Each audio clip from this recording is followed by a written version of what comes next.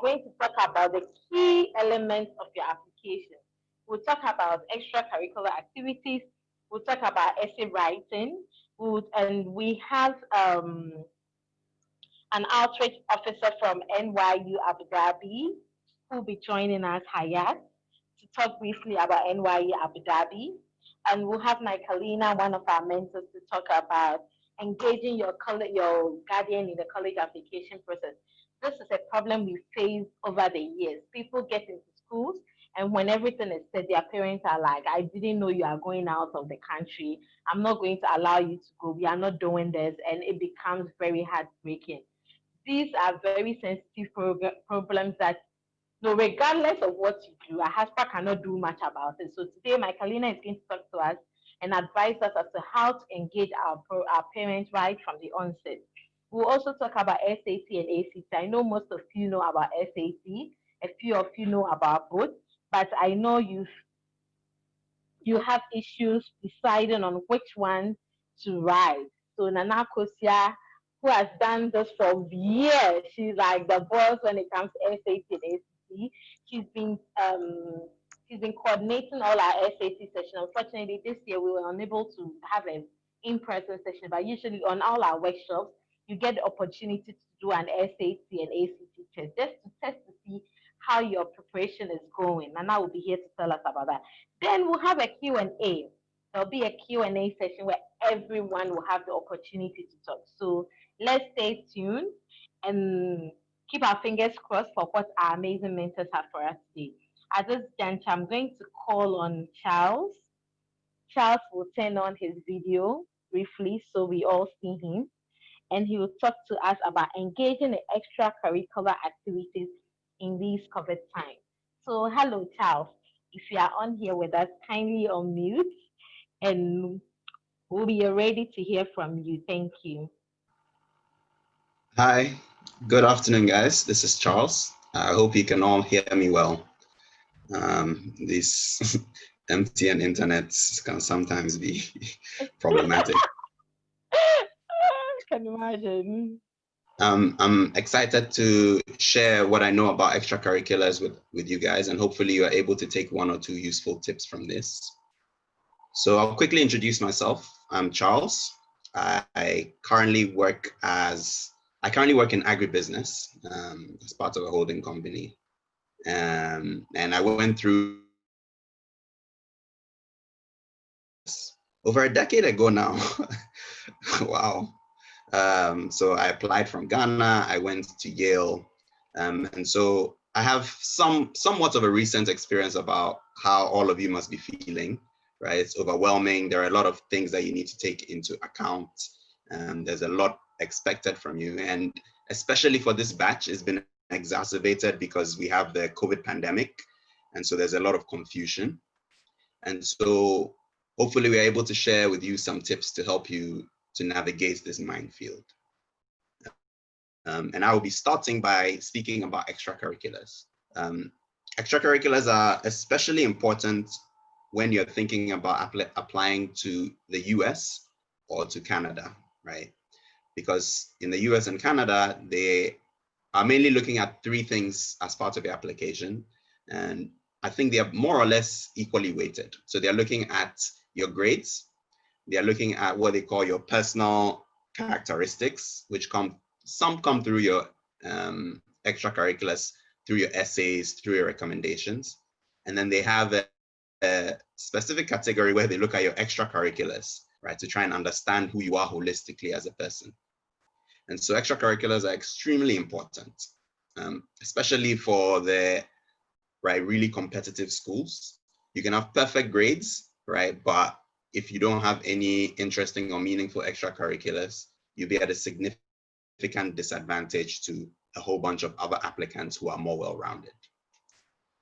So what is extracurricular? I mean, basically anything that you do that is not within the specific context of your classes, right? It's that simple, right? The definition is broad. So long as you are doing something that is not mandated by your school, right? Whether or not it's a school extracurricular or it's something that you are doing on your own time, right? Because it's something you're passionate about, it's an extracurricular. And as I was saying, the reason why it's so important is because that is where you get to show some of your other characteristics. And that is where you get to show what you're passionate about. And it's also something that helps to build you up as a person, right? Being involved in something that you are passionate about beyond just your schoolwork helps to develop a lot of the important qualities that will make you successful in college and in life in general. And especially in our, at least when I was in school, and I think this is still true, extracurriculars were not seen as something that was as important as your schoolwork. But then for the context of this, it is. And right, even when you go to university, right, a lot of what you will do and a lot of the friends that you will make and a lot of the things that you will learn will be from extracurriculars.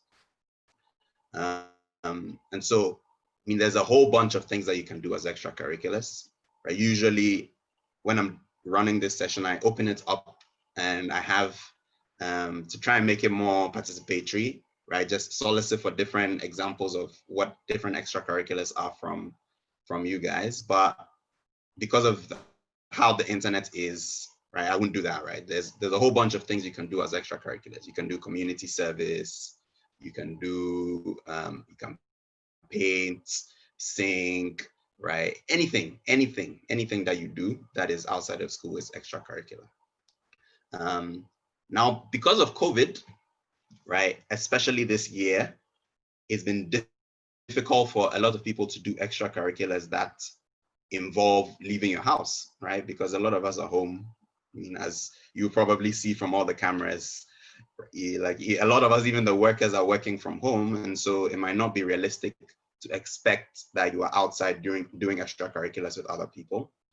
But two important things to note there. One, it's true for you and it's true for everyone. So it's kind of a great leveler. So it's not really an excuse. Two, because of the advent of digital technologies, right, whatever extracurricular you are doing, there's a digital equivalent. And so you have to get a little bit more creative and a little bit more proactive, but it's an opportunity, right? Because for whoever is able to be more creative and proactive and engage in whatever extracurricular, despite the roadblock of COVID, that makes you look even more impressive. And I'll get into some more specific examples of that a bit later, right? But before I do that, I want to talk about a few principles of how to properly present extracurricular as part of your application, how to properly do it.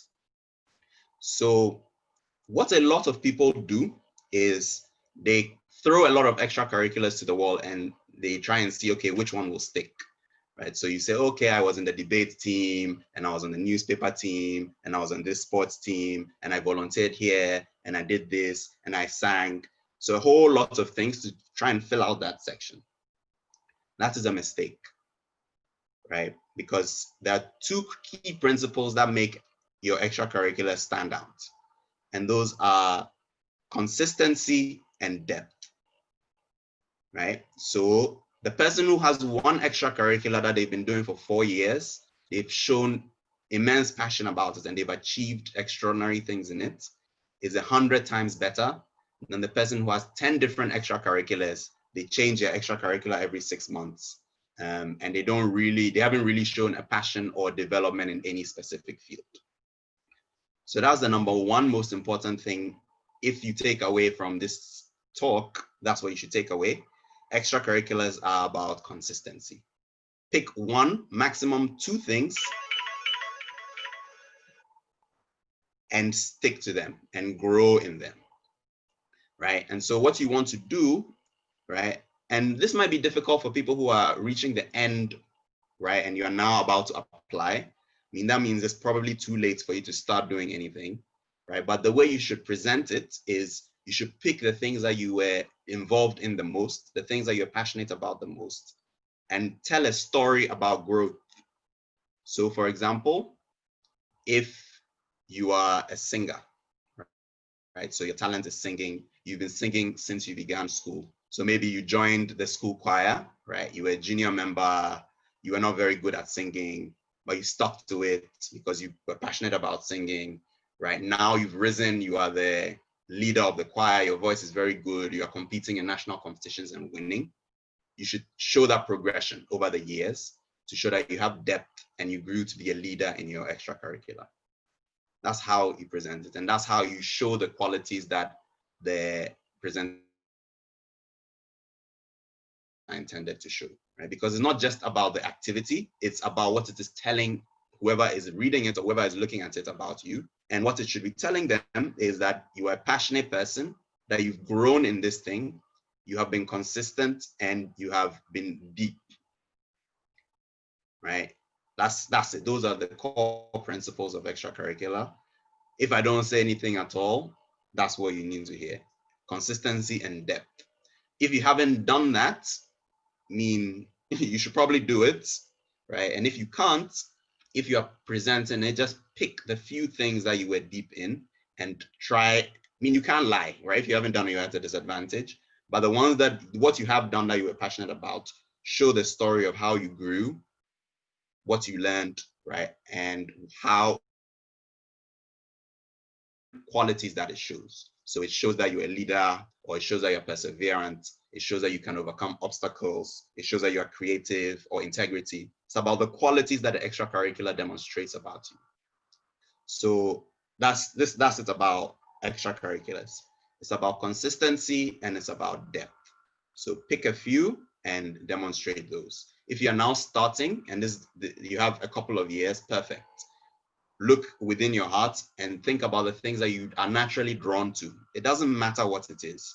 So some people think, oh no, I have to do community service because it's more attractive. Wrong. If you are not somebody who enjoys community service, don't do it, because the people who enjoy it and are passionate about it will be able to tell a better story than you. In fact, the more unique the thing that you are able to do is, the better.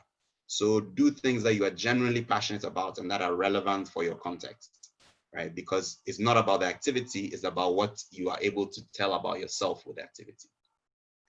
So those are the key principles. So I can talk a little bit about myself. So for me, when I was presenting my extracurricular experience, a thing that I slipped into, right, was debate.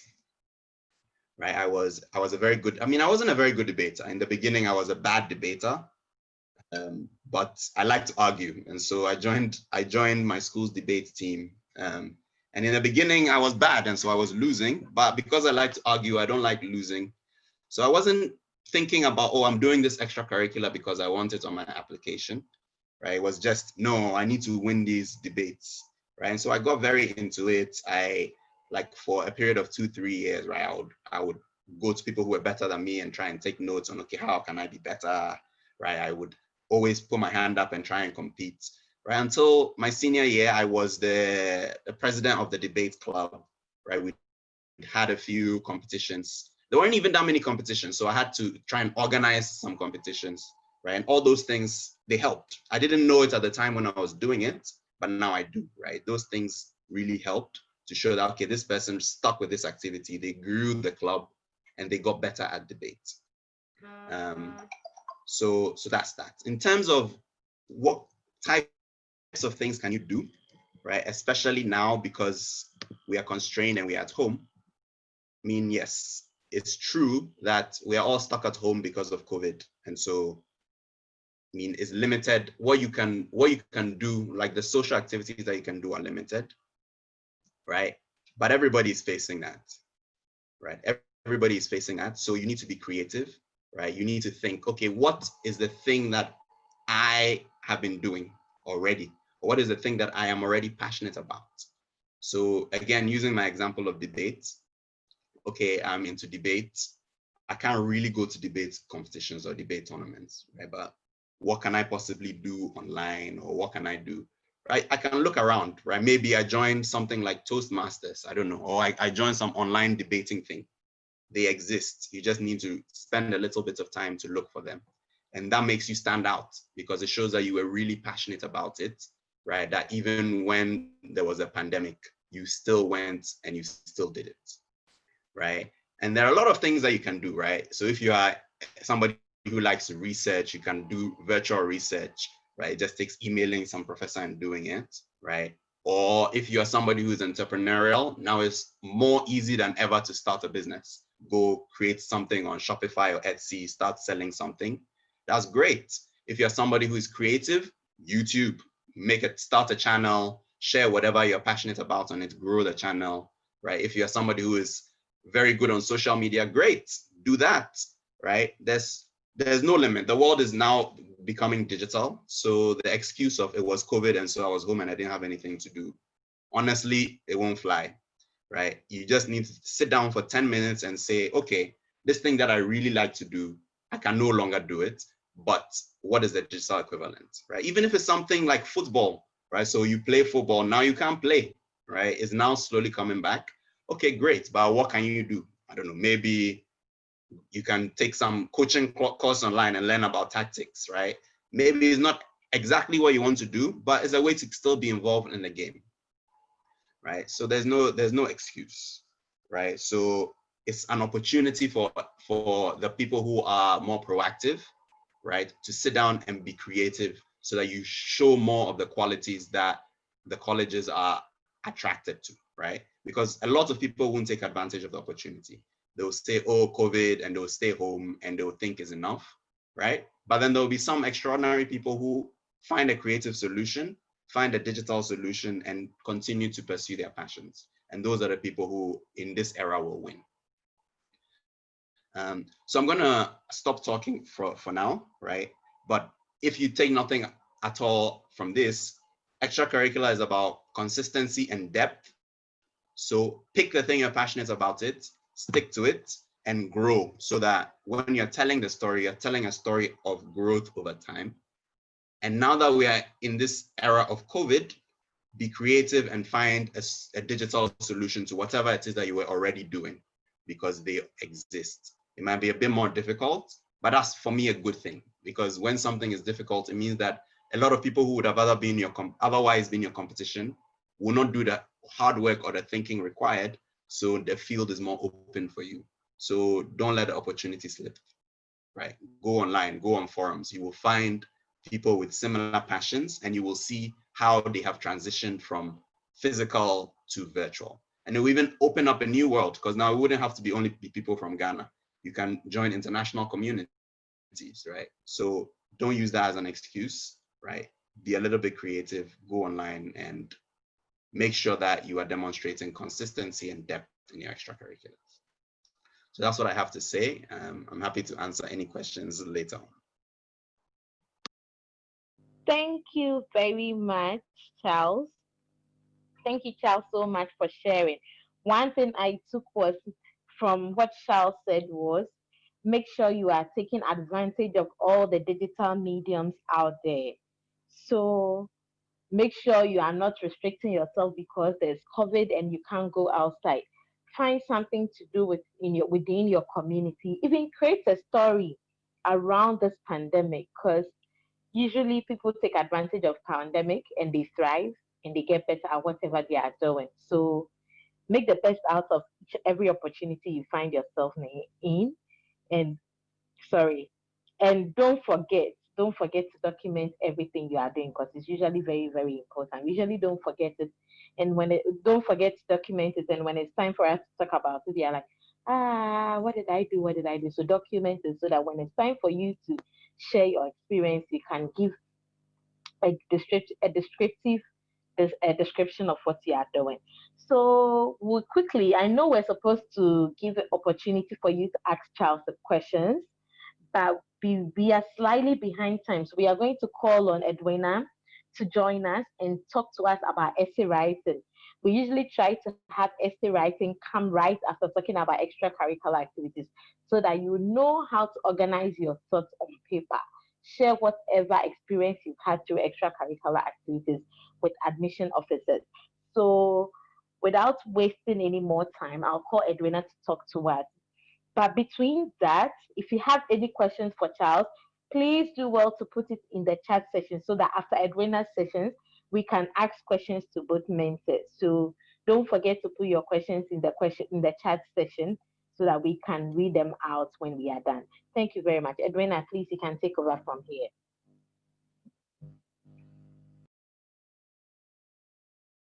Can you hear me? Yes, we can hear you. Okay, great. Yeah. Hi, everyone.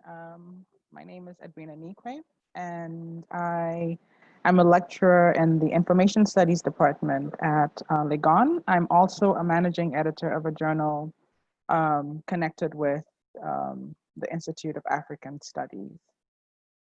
And so usually when I do this workshop on writing it, on reading and writing, and how to improve your reading and writing. But this time, Felicia asked that I speak to essay writing in particular.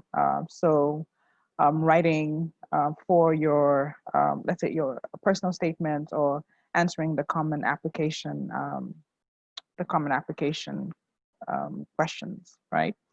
So I'm going to share the screen. I hope I have permission to do so. I think I do. All right, hold on one second. Da, da, da, um, okay, can everyone see the screen? Yeah.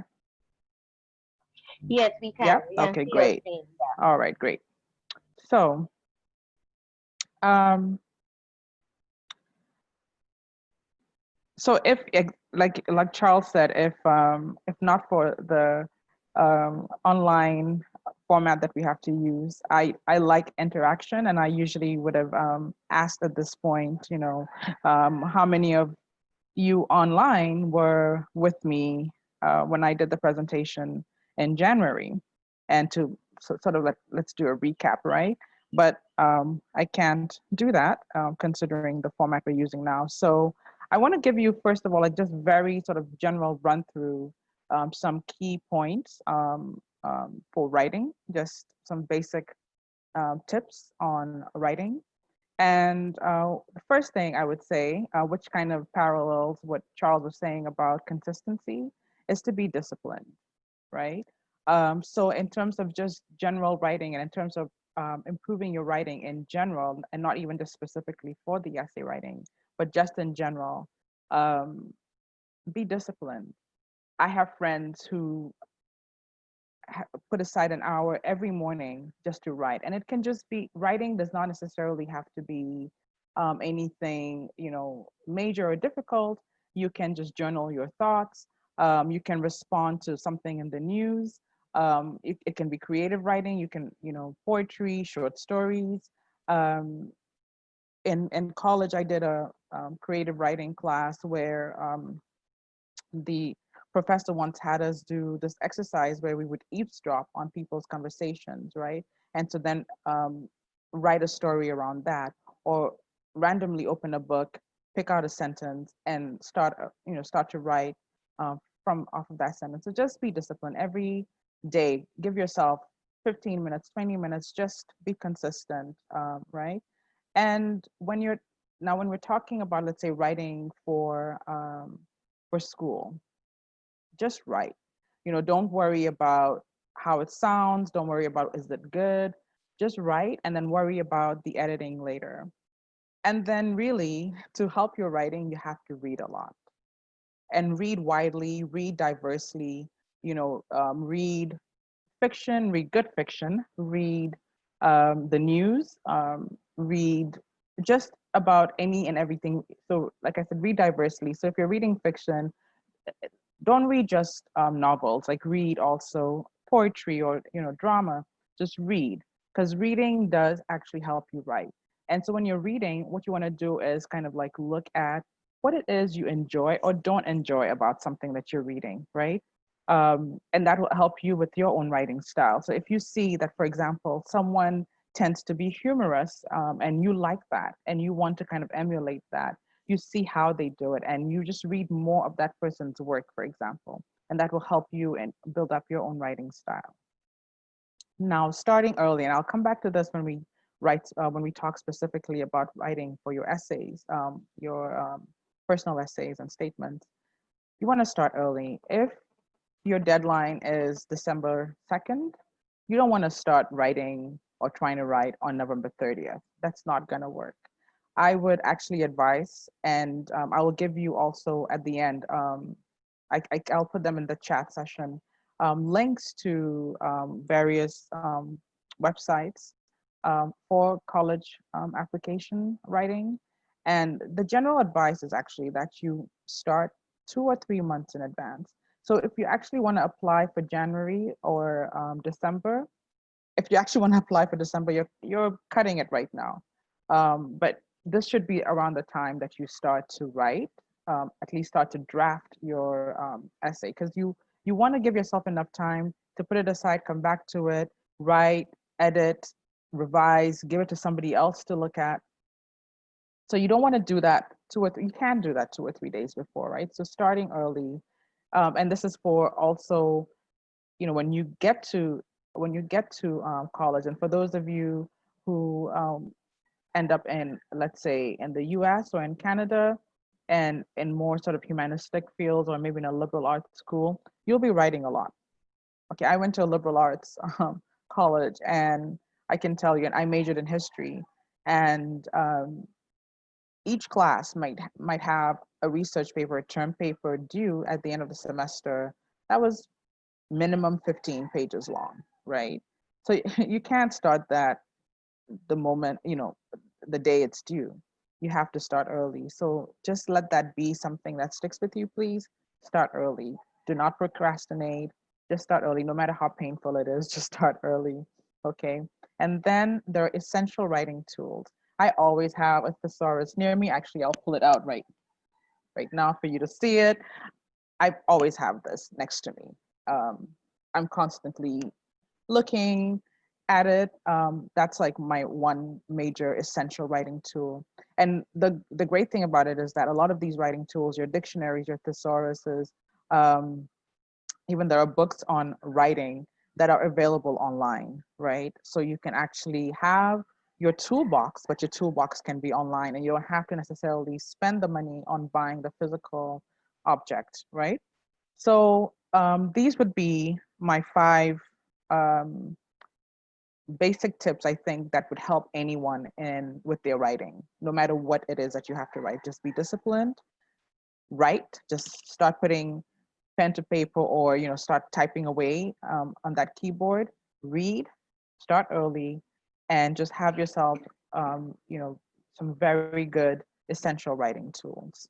All right, so let's move now to the college essay writing, and start early. I'm going to repeat that, start early. Okay, so if you're looking to apply in December or in January, really, you need to start drafting right about now, okay? And brainstorm. So for some schools, a lot of schools now, I'm sure you were told that yesterday, a lot of schools now do the common application essay, but then there are also some school specific ones. So whether it is you're writing for the common application or whether you're writing for a specific school, just start early, okay? Because I feel like some students get into this lull where they feel like, oh, it's a common app, I just have to do it once for everything, for all the schools I'm applying, so I don't really necessarily have to start early, but you actually do, okay? So start early, then brainstorm. So depending upon the question, some are sort of open-ended and some you're answering a specific question. You want to brainstorm, you want to, think to yourself, write down, jot down points. One tip that I've been following I've followed for a very, very long time is I always have a little notebook and pen in my bag. I can be, sitting at a meeting and an idea will come to me and I just pull it out and I write it down. So, and then actually even on the phone now, I do that sometimes. I'll just in the, in the note app, I just jot down points.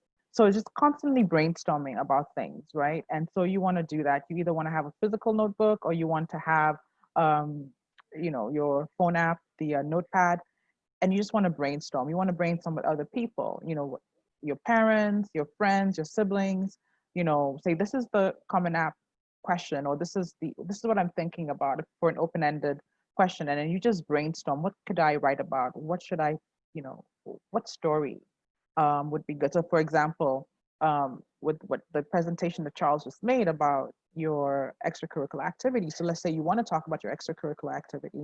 What aspect of it do you want to talk about? So you just brainstorm, right? And you're just writing down points as they come to you. You're talking with other people. You're bouncing ideas off of them, and you put them down. So for the more general ones, when you haven't decided what exactly it is that you want to do, you'll find that as you brainstorm and as you put ideas down, something will come in focus to you, and that is what you end up wanting to expand on for your essay. So my next point is that you focus. You choose a focal point. One, I think, effective writing method or a style for me is starting off with an anecdote. So that anecdote can be something that was something that is funny, humorous, or it can also be something on the more sort of serious side, something emotional. But you just want to start off with an anecdote, a story that will grab the attention of the reader and that will draw them into your essay.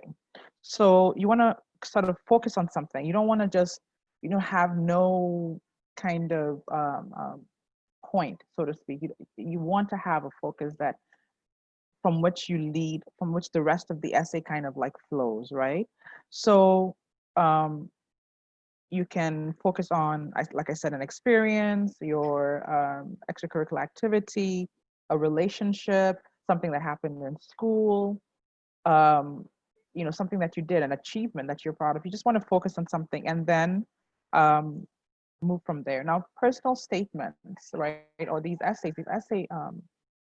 college essays are really a way for the admissions officers to get to know you beyond the grades, to get to know you beyond, the report card, get to know you beyond just, the student.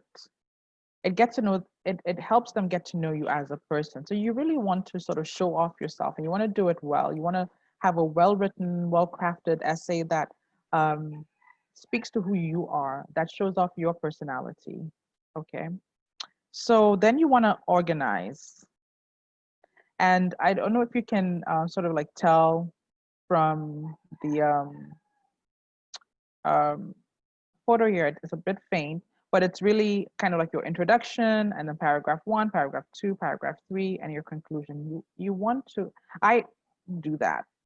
And I advise students always to do that, even in an exam.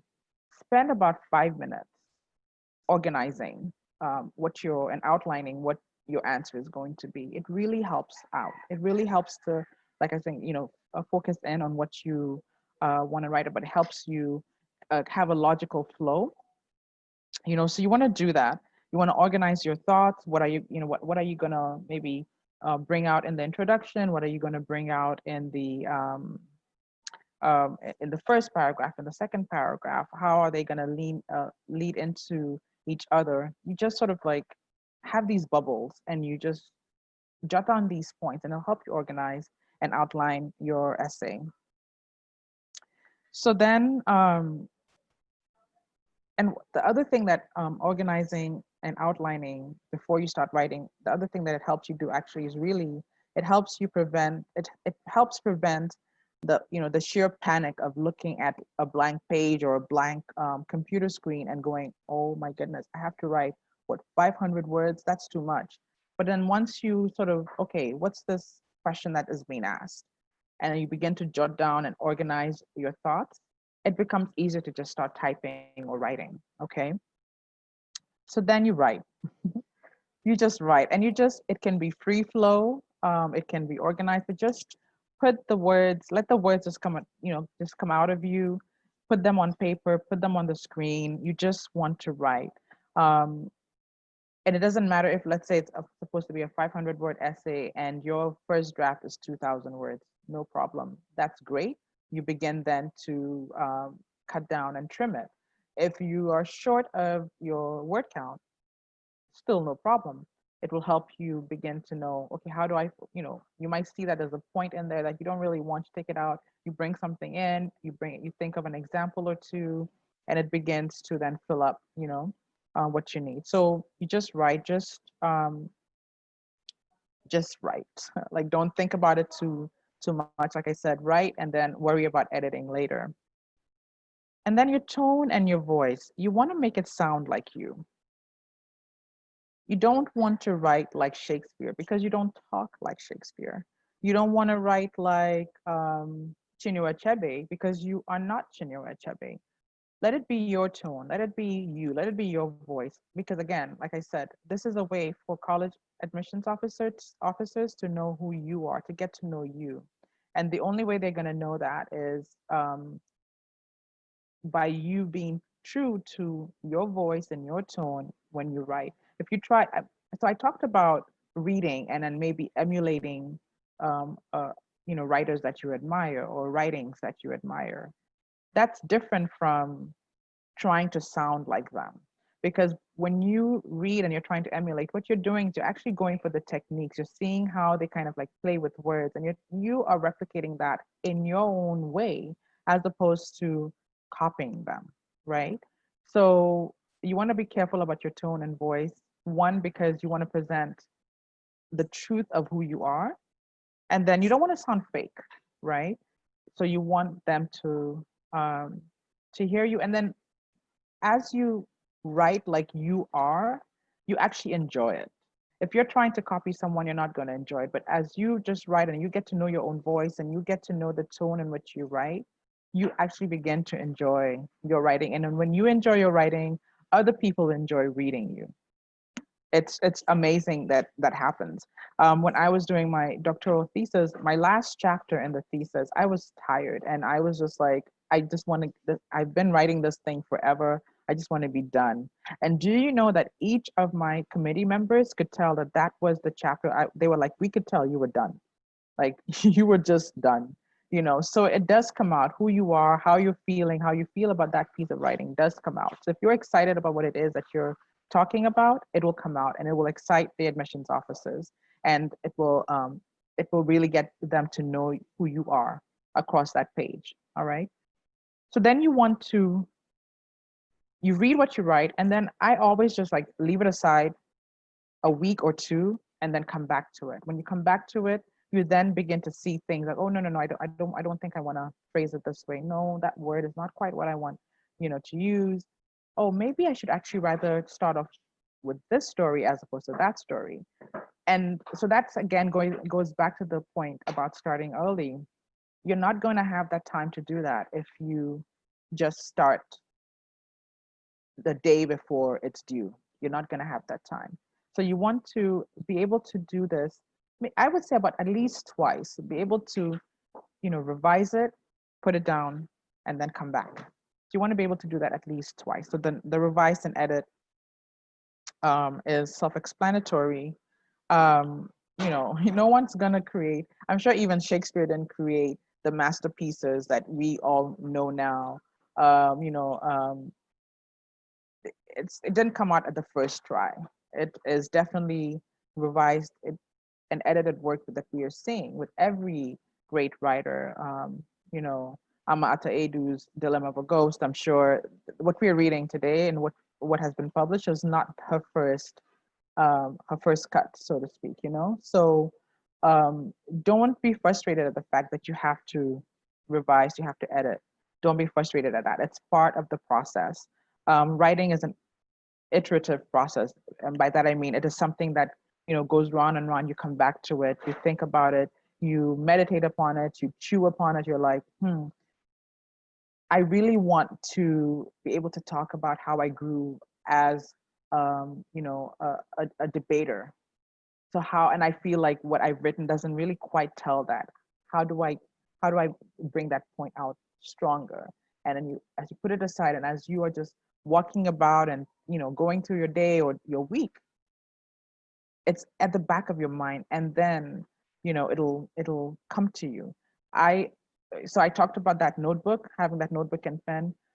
I actually have it would have it on my bed sometimes. And there have been times I've woken up in the middle of the night because just this one sentence that I was trying to say in this particular way, trying to bring out this idea in this particular way, it came to me in the middle of the night. And I got up and I wrote it and I went back to sleep.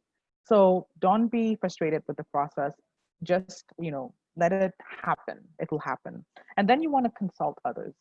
So like I said, you want to brainstorm with others, but then you also want others to journey along with you in this writing process. So you write, you give it to your parent, you give it to your teacher, you give it to someone you trust, whose opinion you trust, and you can also give it to so for academic writing, for example, you're always advised to even give it to someone who, if you, let's say for example you're a physics major, give it to someone who does not understand physics. You just want to know that the language you're using, the tone, is accessible to everyone, right?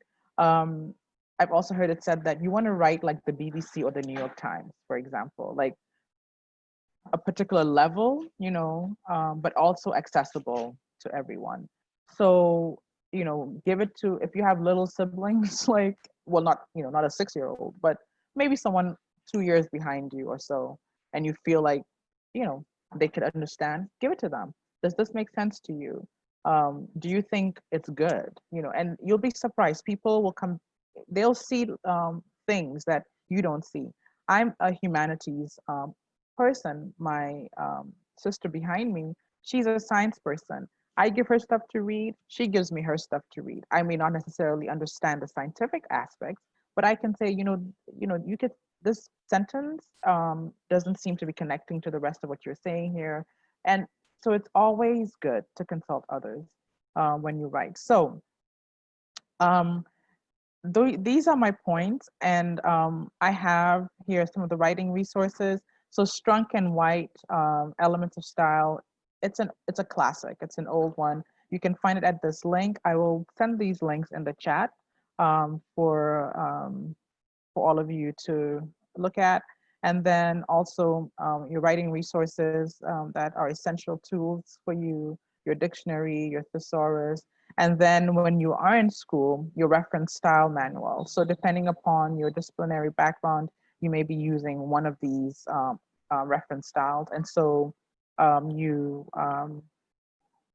can find these online. The style manuals, they are available online. And so that's, again, another essential in your writing toolbox. And then these links for writing college application essays, again, I'll send those through as well. They're really good and expand on some of the points that I've made here as well. So that's that. And if you have any questions, I would love to answer them. Okay, I'm done. Thank you, Edwina, for this amazing session. Edwina said a lot.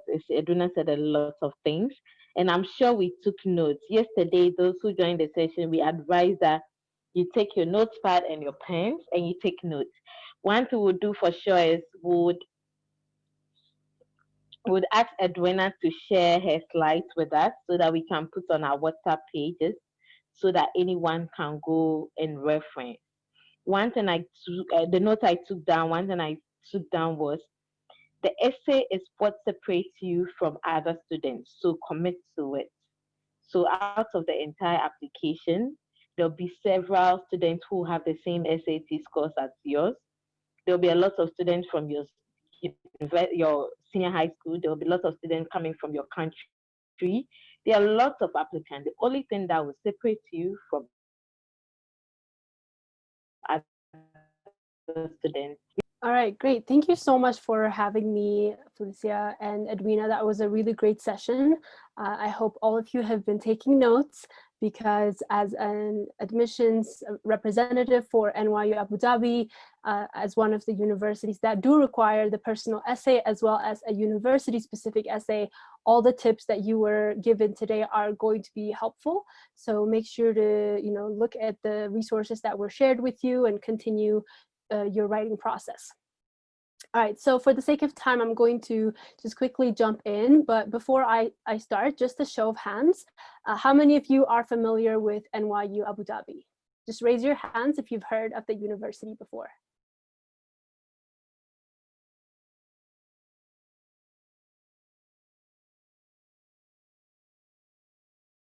See some hands. Okay, so raise your hands if you've never heard of NY Abu Dhabi. This is your first time.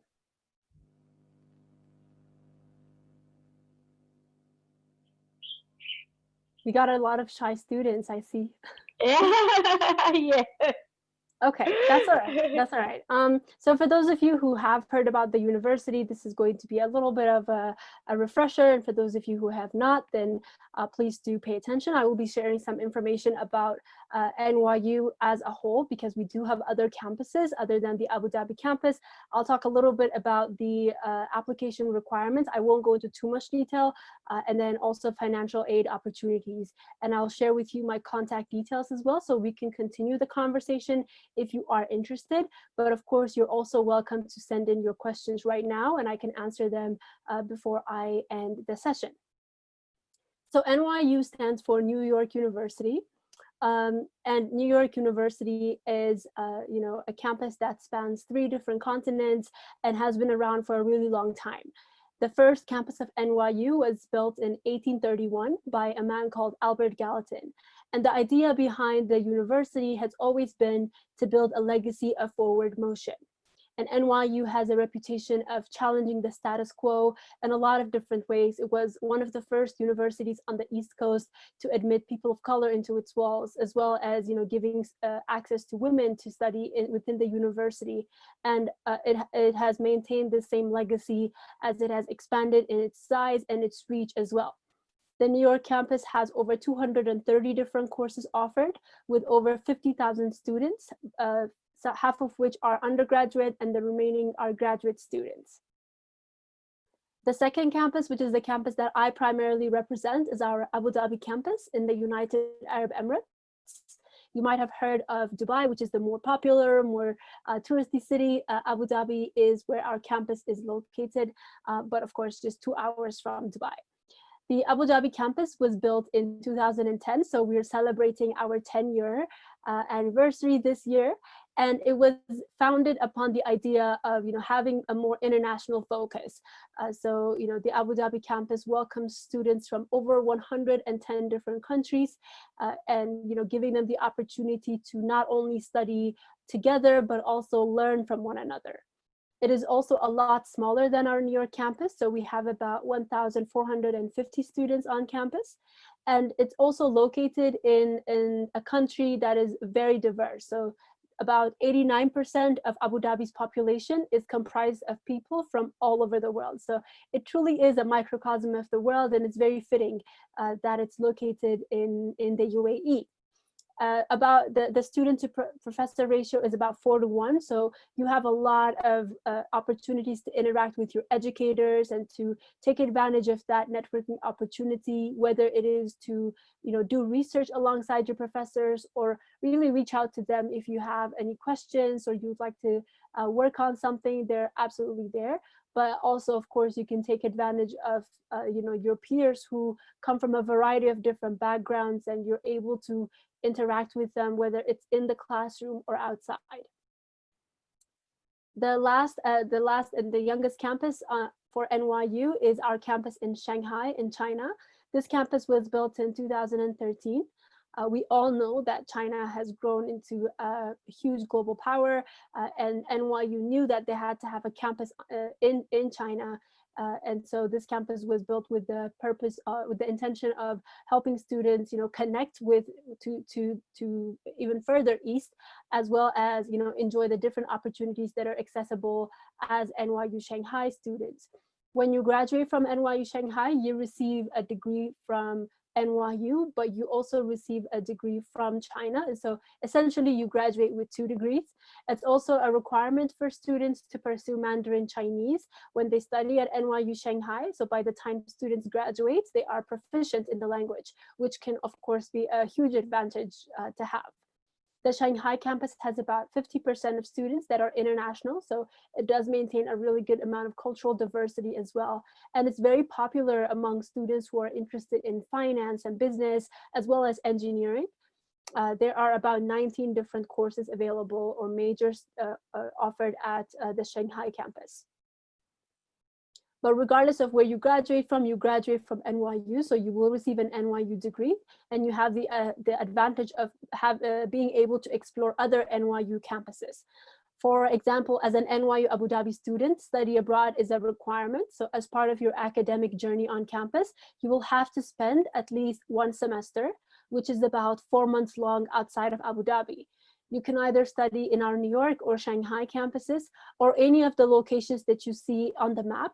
These are our global academic centers, which are smaller NYU locations. For example, if you're someone who's studying film at NYU Abu Dhabi, you might go to the Los Angeles campus, which is our newest site. And this is a really great place for you to learn more about the film industry and be able to network in that way. If you're studying, let's say, French as a language, you might travel to the Paris campus, where you would live with a French family, take classes in French, and learn the language by interacting with the community. Right? So all of these locations have different things to offer for your academic interests, but of course you can also choose where you go depending on the places you've always wanted to explore. So it's a combination of those two reasons that might determine where you study. So I myself was an NYU Abu Dhabi student, and when I was studying abroad, I was able to study in the New York campus for a semester. I was also able to study in the London campus for 1 semester, and I also had the opportunity to travel for what we call January term, which is basically a 3-week course during the month of January, and you just take one class for those 3 weeks. And for January term, I was able to travel to our Florence and our Berlin campuses. Right, so I had the opportunity to experience so many locations within NYU, and you'll notice we also have a campus in Accra. Right, so in terms of the application process, it's pretty similar to most universities. We are Common App exclusive, so you would have to use the Common App to apply to any of NYU's campuses. And you can apply to more than one NYU campus. So if you're interested in Abu Dhabi, in New York, and Shanghai, you can absolutely indicate that. But if you also just want to apply to one NYU campus, you're welcome to do so. I will say that the spaces available at our Abu Dhabi campus are much fewer than New York or even Shanghai, and so the admissions committee does prioritize students who choose the Abu Dhabi campus as their first choice. So if you're really keen on the Abu Dhabi campus, I would recommend that you indicate that it is your first campus of interest. In terms of the application requirements, you'll need to submit your transcripts, recommendation letters, your essays, as well as a standardized test. Now, every year, NYU has a very test flexible policy, but for this year, due to COVID and a lot of testing centers not being open, we are test optional. And so if you're not taking the SAT or you don't have another type of exam to submit, then you can just apply without a standardized test. But if you've already taken like your YYAC, or if you have an SAT or another type of exam, please do submit them, because they will provide context into your academic performance. Right? But you will not be disadvantaged if you choose not to as well. For NYU Abu Dhabi, we have an additional part of the application process, which we call Candidate Weekend. When you submit the Common App, that is considered the first stage of the application process, and then students will be selected for the second stage. And typically, Candidate Weekend would take place in Abu Dhabi, where you'll spend 2 days living on campus, interacting with professors and current students, and really you have the opportunity to visit the UAE and learn more about the university. Last year we had to do Candidate Weekend virtually, and that might be the case this year as well, but it's a very important part of the application process. And so if you are invited, you have to attend, and it is after Candidate Weekend that you'll receive your final notification from the university. In terms of deadlines, we have the Early Decision 1, Early Decision 2, and Regular Decision options. And you can find the dates on our website as well. I won't spend too much time here because I'm sure your mentors will be going into these details. So I want to talk a little bit about financial aid at NYU Abu Dhabi. We have a need-based financial aid program for students. So the application for that is called the CSS profile, which I'm sure you've all heard of. You will need to fill it out in as much detail as possible. And NYU Abu Dhabi's financial aid policy is that they're prepared to meet a demonstrated need. okay, which means that, that they have the capacity to cover up to the full cost of attendance, and that will be determined based on what you submit on the CSS profile. A full financial aid to NYU Abu Dhabi will include trips to and from home, so your travel costs. It will also cover food and accommodation on campus for the 4 years. It will also cover academic costs like books and tuition, as well as any travel associated with your academic life on campus, such as study abroad. And it will also provide a stipend for students to cover some of their personal expenses living in Abu Dhabi. So that's a very extensive, very generous financial aid package. And again, the application for that is available on the CSS profile. And this goes without saying, but these both applications are very deadline sensitive, so make sure to submit them on time. Great, so I just want to show you a little bit about the academics at NYU Abu Dhabi, and then I will open it up to your questions. So NYU is a liberal arts university, and so you have a lot of flexibility in terms of what you can study at the university. At NYU AD, we have 25 majors.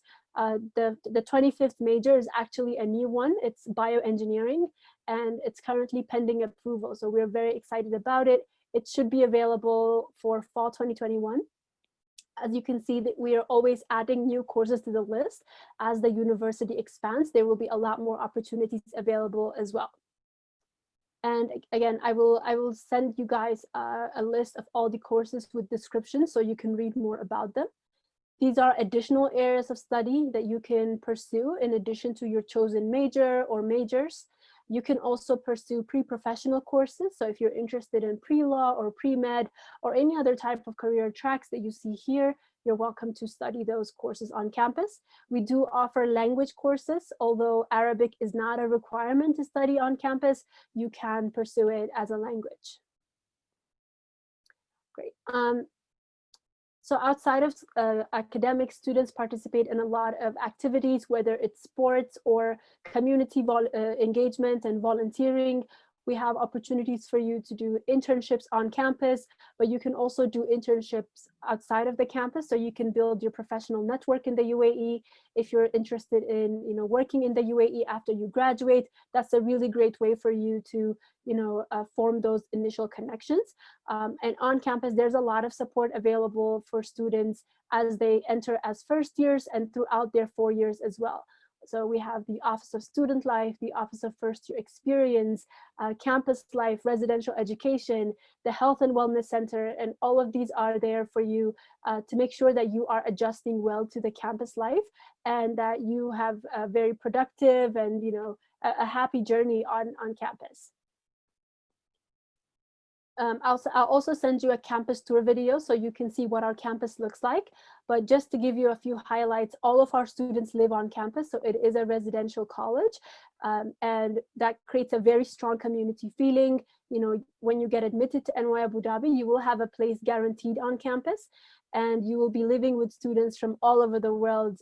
And again, that's another way for you to continuously, expand your cultural engagement while you are a student at the university.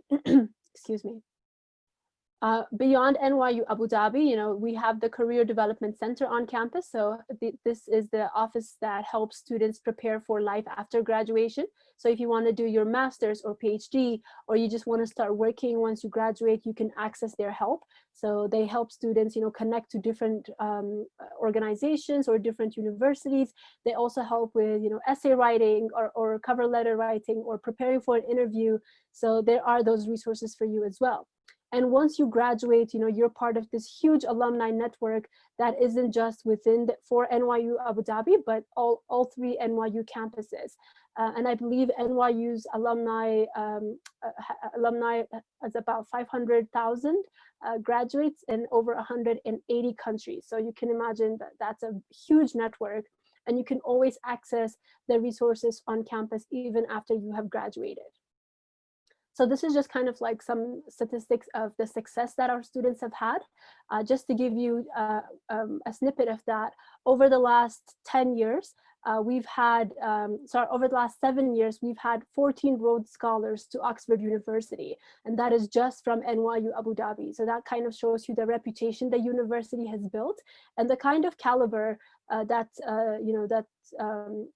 the caliber of students or the caliber of graduates that come out of the university. So I hope that, throughout this very fast-paced presentation, you've kind of gotten a chance to understand a little more about the university and what it has to offer. If you are interested in learning more, or if you want to continue the conversation, you are welcome to reach out to me. You can either send me an email or send me a message over WhatsApp. You can take a quick screenshot of this slide. You can also, of course, connect with your educators at Ahaspora, and I'm sure they will be able to link us. But yeah, I don't know how much time we have left, but I'm happy to answer any questions in the remaining time. Okay, so I see a question here. Oh, great, an NYU alum, Edwina, awesome. All right, okay. So we have a question here. Which of them is the best for political science? So for any of our majors, I just want to say, all of the campuses have similar academic standards in terms of, the opportunities that you have, and also, the requirements that you will have in order to study. And so I would say any of the 3 campuses are good for political science because they have very strong programs. You can, also add to your academic experience by taking advantage of the study abroad opportunities. So you might go to the Washington, D.C. campus for a semester where you can get more practical learning experience in the world of politics. But I would say all 3 campuses are pretty strong within that field. Thank you, Hayat, for this lovely presentation. We had one question during our registration. The question was, I think it's a general question, but it would be lovely for you to help us answer that. Mm-hmm. The student asked, when I get admission into an international university but have no relatives there, how will the experience be like? So you spoke about all your various campuses. What kind of support do you have for our Black students coming there with no relative in these various countries? Thank you. Yes, absolutely. So I can also just talk from my experience, as I'm originally from Ethiopia. And so just talking about, how I moved from Ethiopia to the UAE, I had no contacts, no networks there. So when you first enter as a student at NYU Abu Dhabi, you will be taken through. Firstly, you will have already, interacted with people in the community as part of candidate weekend. So you'll have met some of your peers as first years. You'll also meet some of your upperclassmen, so sophomores and juniors as well. You'll meet professors, so you won't know. It won't be like you have no clue who anybody is on campus. So you will have those networks. But when you get to campus, the first 10 days is an orientation session called Marhaba, which in Arabic means welcome. And during those 10 days, you're basically introduced to the university as well as the city. So they take you to into a city tour where you can learn more about some good restaurants you could go to or places you can relax in your free time. You'll have the opportunity to really settle down before you start your classes. And that's the same for pretty much any American university, to my knowledge. There is some type of orientation session before you start classes.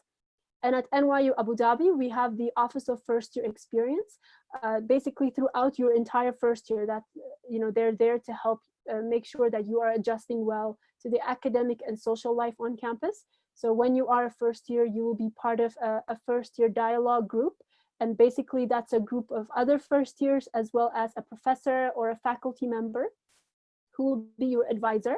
And they're there as a resource for you. So if you need help with anything, if it's, getting homesick, or you just want to talk to somebody about a challenge that you might have, you can always reach out to them. And of course, once you start your classes and you start participating in different organizations and clubs, you'll definitely find a community there. We have Africa Global, which is the African Students Association on campus. So you will meet a lot of students there. Fun fact, we actually have, I think the largest number of African students on campus are from Ghana. And so there is a huge Ghanaian community on campus as well. But also in the UAE, there's a lot of people from the African continent where you can interact with. And yeah, I think the fact that the university is very international has made it so that NYU AD puts in a lot of thought into making sure that people feel welcomed and they feel supported throughout their 4 years. So, and that's also just drawing from my personal experience. Thank you very much for that answer. I think it covers everything, and I even feel welcome to come to NYU Abu Dhabi. I hope I could go back to do undergrad. So, then I over to you. It's time for you to ask questions. Like, it's getting boring. It feels like we are just here alone. So I'm going to ask all of us to turn on our video briefly so we could see our faces. I don't want to feel like I'm here alone. I want to see everybody's face. David, please allow us to have a great view so we can see everybody's face and people can ask questions. We really want to see people. We want to put faces to the names on the participant list, and we want to hear from you guys. So David, please help us with a great view. Thank you. I'd love to see everyone. Yeah, Hayat, if you're done, can you stop sharing your screen so that we could? Yeah, sure. Thank you. Okay, great. Let's see faces. Let's see faces. I want to see everybody.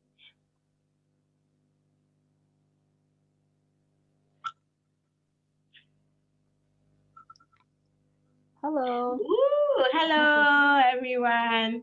Yeah, lovely. It looks better now. Why are we not asking questions? So now I'm going to call our name. You have to ask a question by first. Anon, what have you taken from today's session? Ask a question. Tell us something. We want to hear your lovely voice. Or rather, I can ask you guys a question. So you can just that would tell be me great. with a show of hands, right? So none of you are on the spot. Okay, just show of hands if you know exactly what you want to study in university. You're 100% sure. There's no way anyone can change your mind. Okay. Show of hands if you have more than one interest. So you don't really know how to decide. Okay. I see some hands again. Okay. And just show of hands if you have no idea. You do not know what you want to do. No clue. That was me when I was in university. So it's okay to not have any idea. Okay, and then how many of you have already started your essays just from the previous conversation? Okay. And then the rest of you just starting soon, hopefully. Yes. Okay, awesome. Well, you know, if I also just want to take this opportunity to share with you resources. You know, if you want to have a conversation about the college essay, or you know, the Why NYU question, or even the common application, you are welcome to join any of my virtual webinars.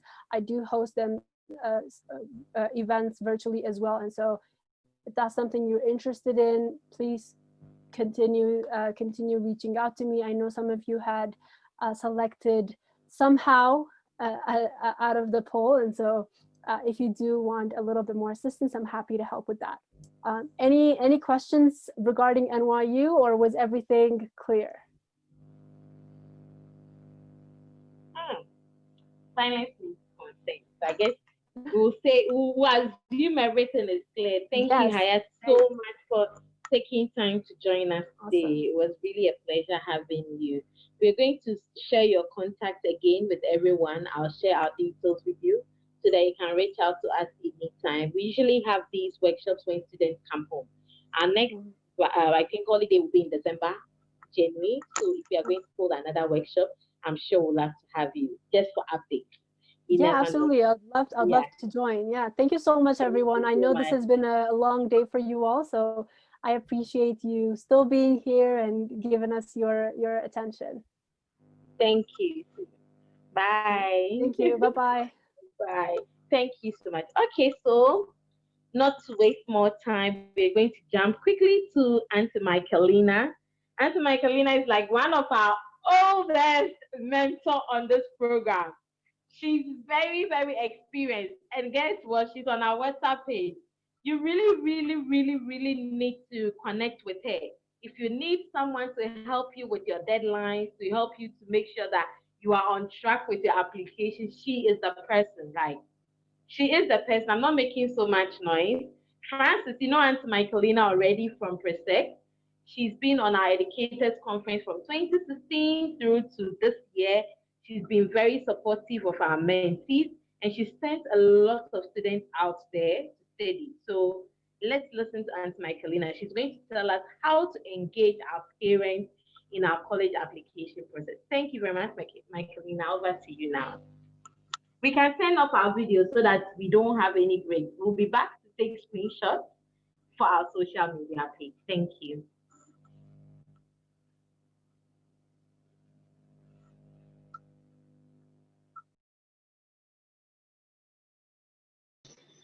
Thank you. Good afternoon, everyone. Good afternoon. I'm Michaelina Kwe, the school counselor of Presbyterian Boys Secondary School. I hope you are all doing well. So we are going to talk about how to engage our parents in our application process.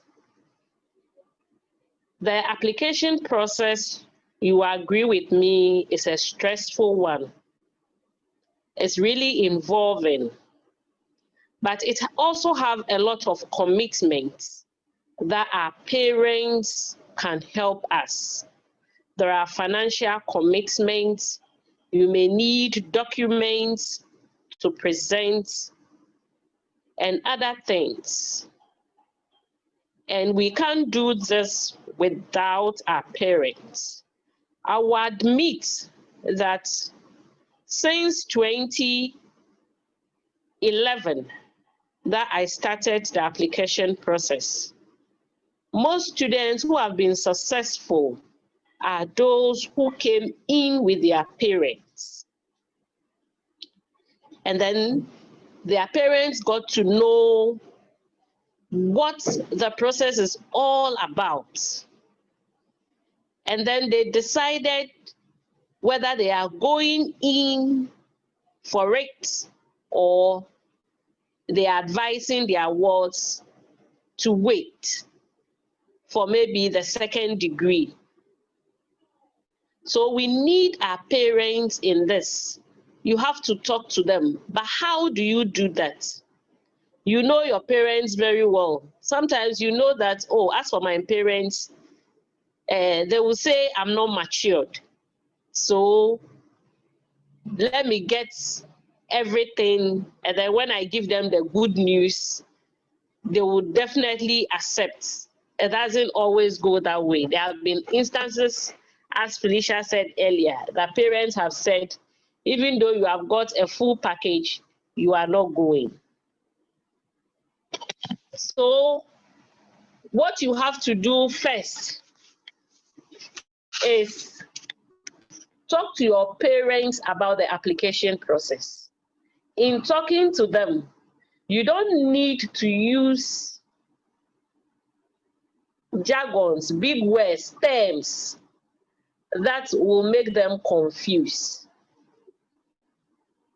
You also have your school counselors, you have teachers who know a lot about this application process.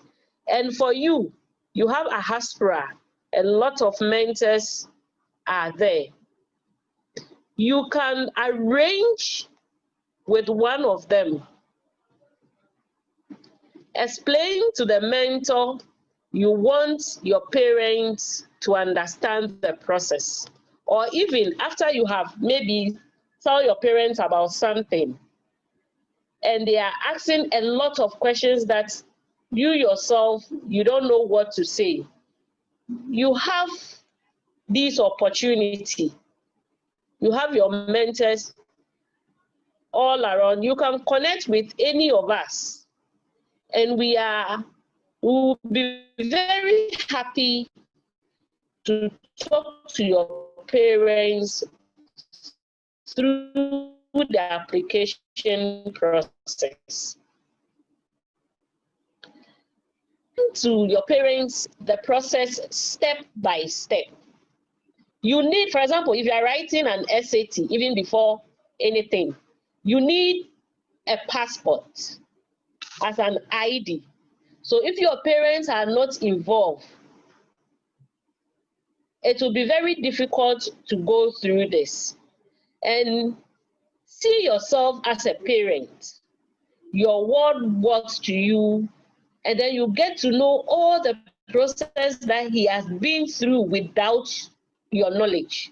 Would you trust him or her? How would you feel? So they have to know. And also, it also is a lot of stress on you. You are free because the application involves a lot. If they know what you are doing, they may be helping you in the search, giving you their matured experience. If they don't know anything about the application, there are certain things they know, even where the state you will be choosing, the course you want to do. They are very happy for you getting a program or a course that will help you get a job. So they will also be helping. They will also find out from other sources, which is also going to help your process. So your parents need to be involved. I had this experience and I would like to share. There was one of my whose father came with him. We started the process, but at certain points, the father have to travel.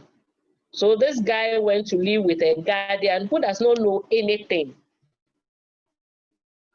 My question was, how many of us have engaged our parents in the college application process? If you have, I want to see your hands up. Your parent knows what you are doing, is aware that you are trying to apply to universities outside. 3, okay. 3 people, only 3. Out of how many participants? Let's see. We have 15 participants. Only 3, okay, 6 people. The rest, what is the issue? Do you want us to talk about it? Only 6 people, okay. You need to let your parents be aware of what is happening. One thing we do is we give consent forms for you to send to your parents. So as part of the after workshop package, we are going to send you a consent form to send to your parents to sign. They need to know that you are on the mentoring program with us. And from time to time, you meet us in person. Okay, Auntie Michaelina is back, so I'll allow her to continue the conversation. Thank you. Sorry, my network went bad. Yes, it's fine. Thank you. You're welcome. So in the process, I have to explain to the father that we have started and we have got a long way, and he knows all that is entailed. He should rather explain to the uncle, and then we were good to go. And fortunately, this guy had admission, and he's even done with the university.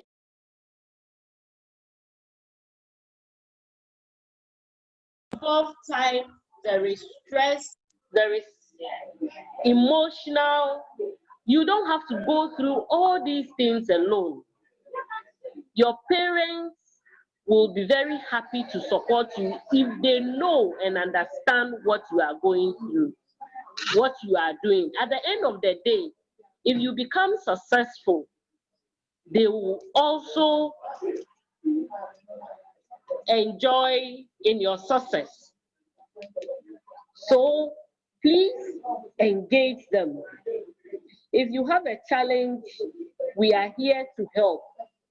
Let them know your intentions. Don't be using other things to collect money from them, and then you are using it on projects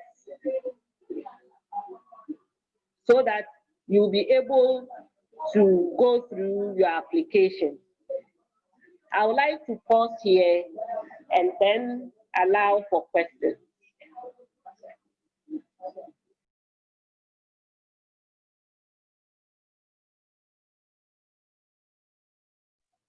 Any question? If you have any question, just raise your hand up and I'll call you.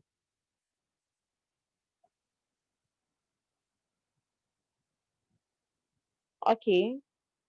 If you have a question, just unmute yourself and ask your question.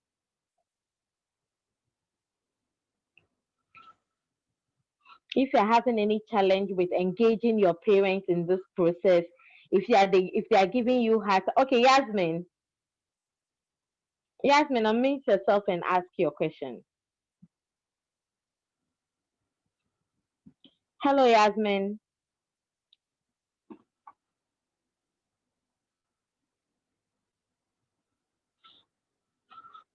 Yasmin, you can unmute yourself and ask your question.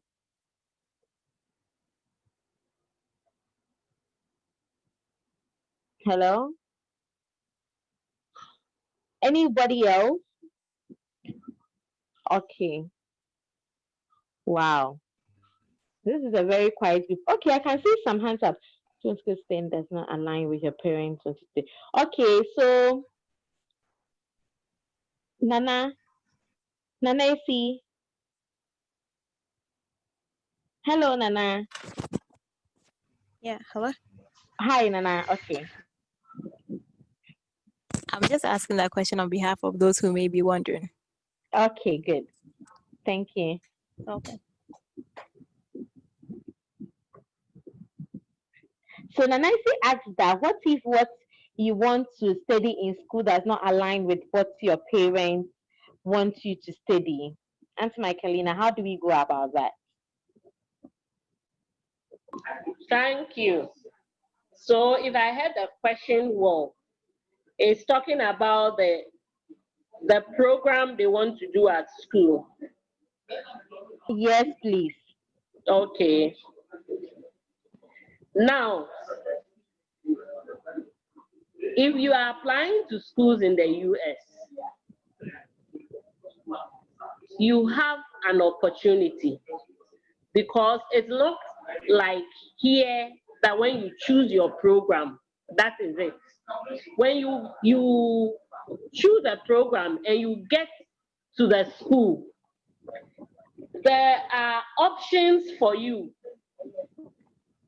You have the opportunity of taking other courses that might even enroll you into the program you want to do. You also have the option of majoring in 2 courses or programs. So this, I think, should not be a barrier. If it is such that it is that difficult, please let your parents know what you intend to do, the courses you are doing, how it would lead you to your passion.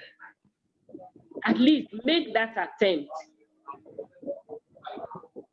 And I know they will really understand you. You can still use your mentors so that we will know how to handle it in a tactful way. Thank you. Thank you very much. Thank you very much, Auntie Maxine.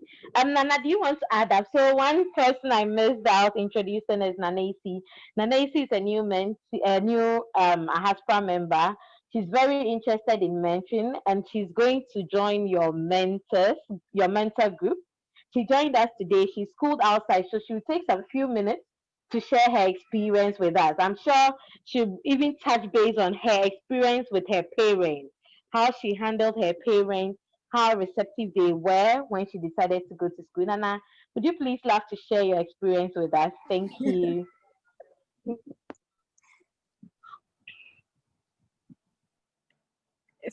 Felicia, I didn't see that one coming. And hi again, everyone.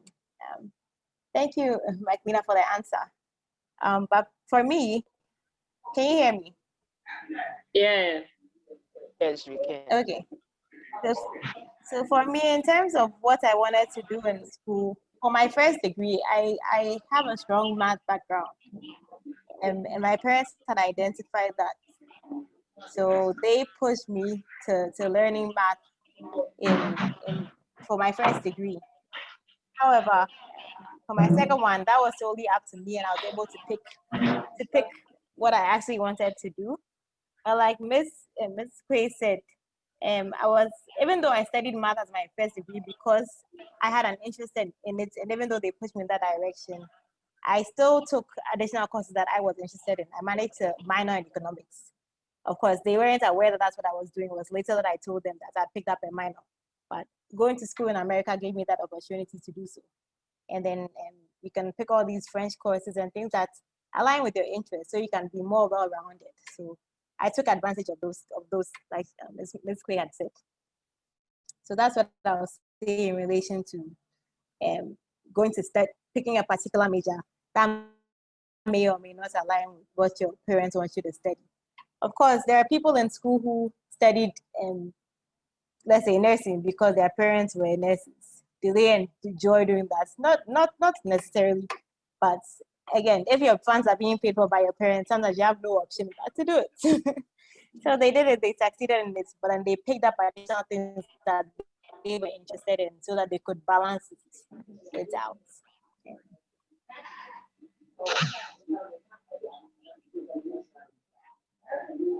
See? Thank you so much for sharing this experience with us. Nancy, I'll put Nancy's contact on our WhatsApp page. Reach out to her. She did her undergrad, she did her master's outside, so you can ask questions. I saw Nada. Nada, your hand was up. Nada, do you have any question? Unmute yourself and ask your question. Yes, thank you. I have a question about COVID. Like before Corona came, my parents were like, "Oh, you're going to go to school abroad." That was like the main thing. But now it's like they're having second doubts about it, and they made me interested in wanting to go abroad. And now they are like, "No, because of Corona, we can't let you go anywhere." And I don't know what to do right now. Like, if I could get any advice on that, like how to convince them otherwise, because they convinced me in the first place. Okay, thank you. Aunt Michaelina, are you taking that? Yeah. Thank you. I can say it's a genuine fear they are having and experience. We are all in that, knowing very well how the COVID has affected a lot of people there.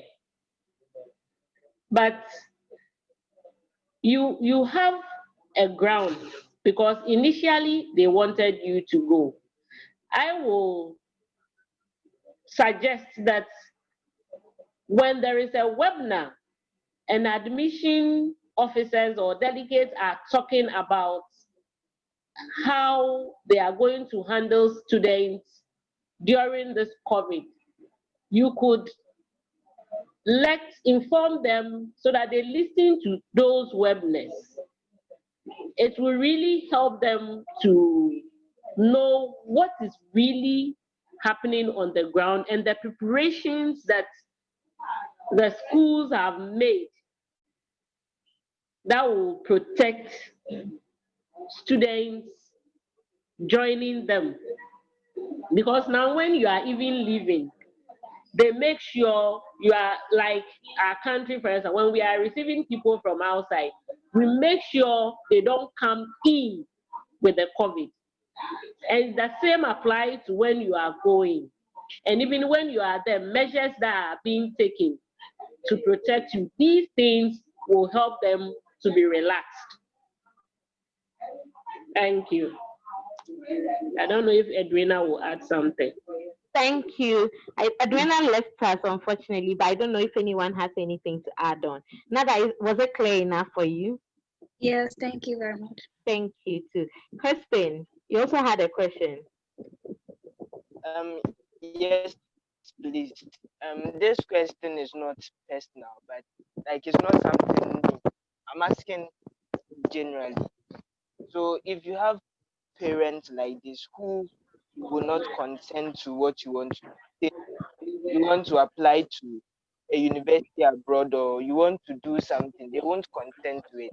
But after you have done it, say after the whole process of applying to the university is done and all things, and you are going to say New York University or say any other, they will dare consent to that.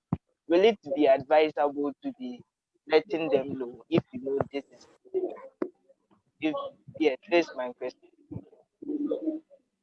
Okay, thank you, Kristen. Aunt Michaelina, did you get it right? Yes. Okay, good. So they will not agree for you to apply. But when you get it, they will agree for you to go. Was that the question? No, so they will agree for you to go, and when you apply and get in, they are like they won't let you go in. We have some parents like that. We have to face the reality. There are some parents who have made up their mind that whatever it is, their word will not go. If anything, it should be after first degree. We have parents like that. And please, at this point, we will not tell you do something that will bring problem between you and your parents. They are your parents, and they are responsible still for you still at this time. So sometimes you don't know, it might be for your own good. There are parents who will say, no, I can't let him or her go. Some have fear because of security. Some think that when you get there, you will go and join bad friends, do drugs, alcohol, and all those things. So please, give your parents the opportunity to meet your counselors, Yes. your mentors. Then let us talk to them. Tell them to explain or first find out their doubts and then clear those doubts. If after that they still insist no, let it be. Thank you. Excuse me, I want to I'm asking that say you want to taking this as an example, you want to play football. Tell your parents you want to play football, but they'll be saying no, they'll say no to it. They'll be telling you hockey is better than football. But when you play the football and you reach the Asamoah, like when you play the football and they will agree to it. Like say apply to NYU, but they will be saying go to Lagos. But after you have had admission to NYU, they will consent to you going to NYU.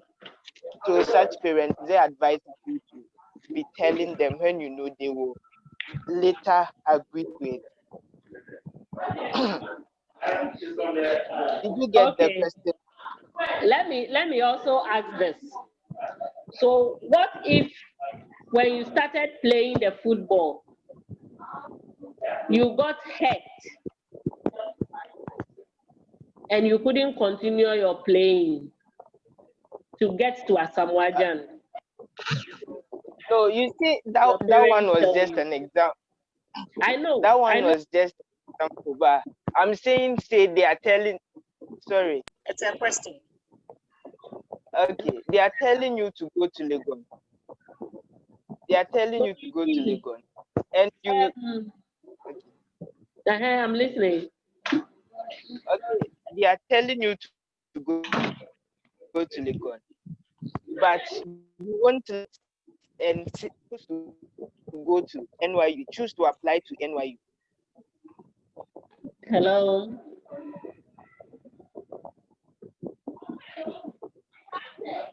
Hello. I think he went off again. He went off. Okay, And get so admission to that place. Then Crispin, your line is hello. break. Yes, there was a break in your connection. Your network is not good. Type your question out and let's read it out for you, okay? So, Felicia, what I'm getting from him is, it's like the parents want him to go to Lagos, and he also wants to apply to schools outside. Let's say NYU Abu Dhabi. Now, when he does everything on his own and he gets the NYU Abu Dhabi, they will allow him to go. Yeah. It happens. It happens. Yeah. But you know your parents well. You know your parents well. There is a type of parents, if you have a full right, including whatever, they will insist no. There are others who will say, oh, okay, since he's having everything, he should go. Yeah. And now support. So you know your parents. It is better to make an effort explain to them. If they don't agree, you bring in a professional to talk to them. If they still don't agree, and you want to try, I call that one trying. You want to try, maybe you have all the options, the opportunities that will let you do it. You know it. Last 2 years, there was a student at Tech. The parents forced him to do medicine. He didn't like the medicine. He wanted to do engineering. So he came to me and told me, I want to do engineering, but I'm doing medicine. So I want to try schools outside and see. He told me the truth. My parents, as at now, will not support me, but I know if I succeed and make it, they will allow me to go and support me with all, they will buy my plane tickets and everything. You see, so you know your parents, and he is in Abu Dhabi now. Wow. Yes. So what we want you to do, no, it's very painful to take the students through all the process, and at the end, you are seeing success, but you are not enjoying it. You are not feeling it. That is what we want you to avoid. You see, we want you to enjoy the hard work. The application process is not easy. The essays, your extracurricular activities, chasing teachers for recommendations, up and down, and at the end of the day, your parents will say, I'm sorry. That would be very hurtful. Yes. And it will hurt you more than you saying that, okay, let me let it go. So that is what, if you are having the challenge, come out and let's try. If I know these are the fears, this is what your parents are saying. When they come, I'll find out what their fears are and I'll know how to present it. Okay. And I know the other mentors will do the same for you. Thank you. Okay, so I know some of you will be having, thank you, Auntie Michaelina, will be having private issues. So what we'll do is send me a private message on WhatsApp with all your questions. I'll create a private chat between you and Auntie Michaelina. I'll give you her contact. She's a mentor on the mentoring page, or I'll tag her name up on the page so that you can send her a direct DM. I don't want to know because it's your private conversation. She's going to be your mentor on engaging parents when it comes to college application. So speak to her. She'll find ways and means to talk to your parents. As she mentioned already, she's done this for over 10 years. So she has the experience. She's met different type of parents with different reactions. So speak to Auntie Michaelina. If you're having any challenge reaching her, let me know and I'll put you in contact with her. Thank you very much, Auntie Michaelina. We are going to end our conversation. I think it's become very interesting. I wasn't expecting it to be this interesting, but it's become very interesting. We are all interested. The mentors are sending me private messages, meaning this is something we really want to talk about. So Yes. we'll find ways and means to address this. We Okay. have Nana Ahaspora with us already.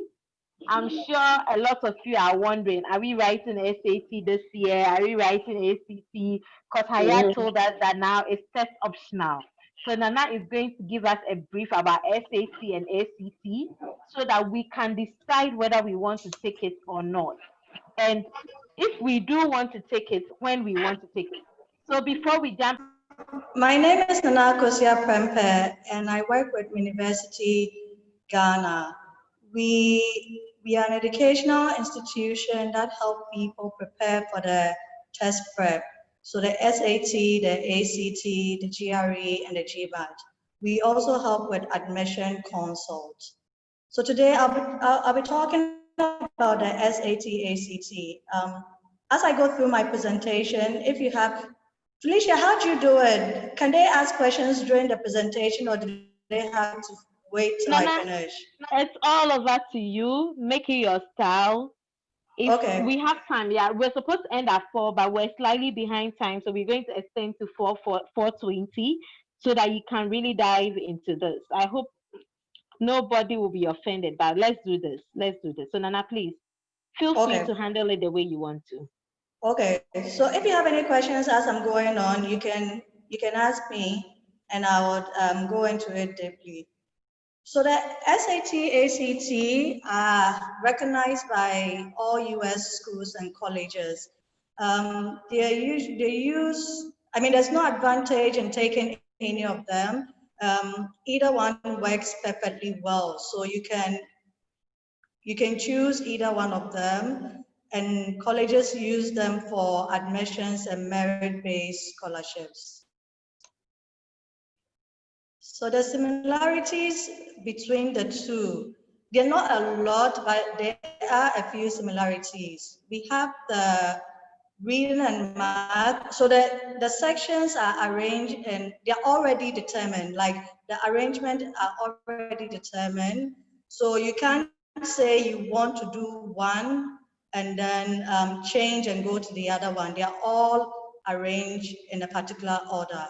The essay section is optional for the two, and the score doesn't count towards your total score. So you can decide whether or not you want to take the essay section, but we usually recommend that people do so. There's no penalty for wrong answers. So even if you don't know the answer, we would usually advise that you just pick an answer. They both have 4 sections, including the essay, which makes it 5. They are valid for 2 years, and they both have passage-based reading and English writing questions. It's called English on the ACT and Writing and Language on the SAT. So I'm going to jump straight to the differences. So I'm going to move through this quickly so that we can have time to have questions. But if something catches your attention, you can let me know and I would explain it further for you. So we have the test structure. We have the SAT is reading, writing, and language, math, and essay, whilst the ACT, English, math, reading, science, and essay. The SAT is a reasoning test, which means that you really have to think through it.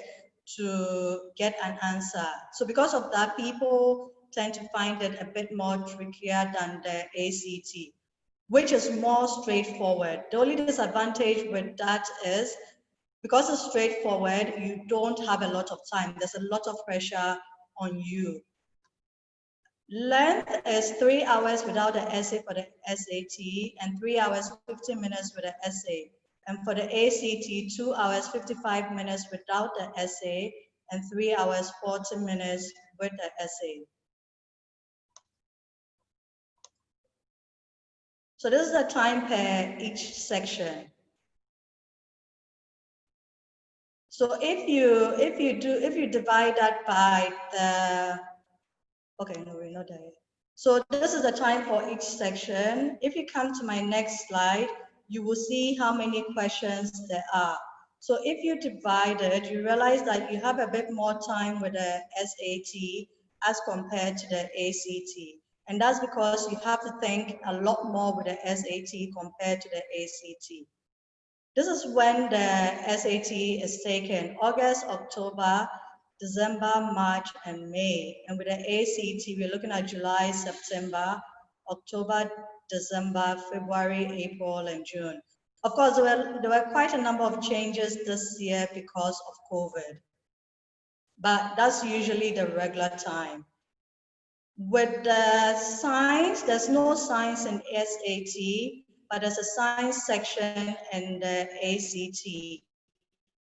And you don't need to be studying science to do the science section of the ACT. It's just there to test your critical thinking skills. With reading, we have 5 passages for the SAT and 4 reading passages for the ACT. With the SAT, we have some math questions that don't allow you to use the calculator. But with ACT, you can use your calculator on all the math questions.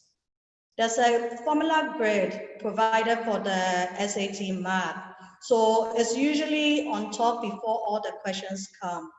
But with the ACT, it's not provided. The math on the SAT are in 2 forms. We have the multiple choice and the grade-in. The grade-in basically means that you work it out. When you get the answer, you shade it. So there's no multiple choice for you to pick or even guess what the answer is. Your answer must be accurate for the SAT grade-in. Whilst with the ACT, is multiple choice only. So this really, when people see this, they tend to move towards the ACT because they don't want to be guessing on, like, taking chances on the questions in case you don't get it right. With the SAT essay, which is also called writing in the ACT, with the SAT, they give you the passage, and based on what they've given you, you dissect the author's argument, right? Using the evidence that they've given you and reasoning. So you have to think a lot more when you're doing the SAT essay.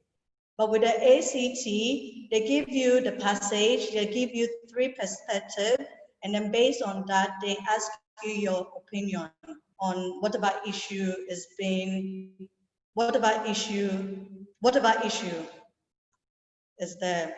The difficult level, the questions increases in difficult level as you move through the question type in the SAT.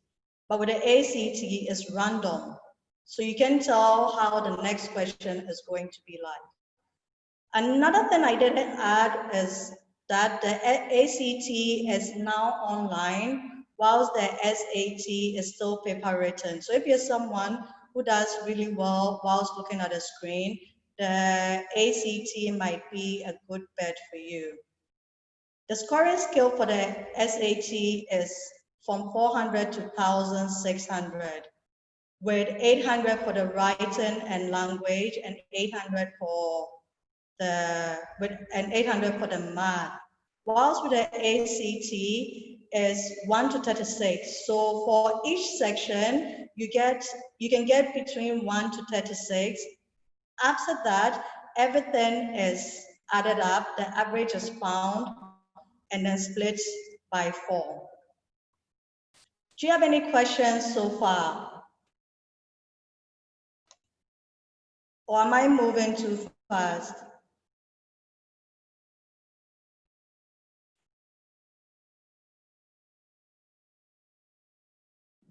Hello, anybody has any questions? Then I think we are good. Oh, okay. Yeah. Or am I moving too fast? No. No. Okay. Okay. All right. So then I'm going to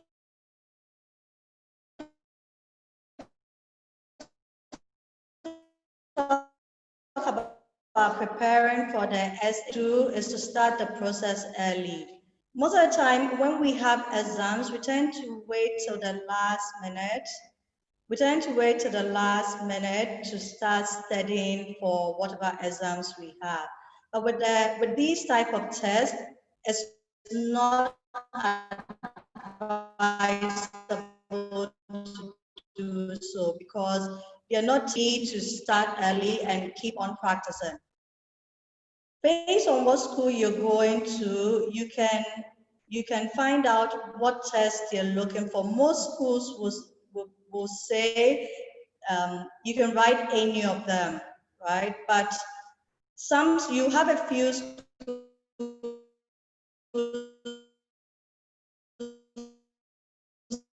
that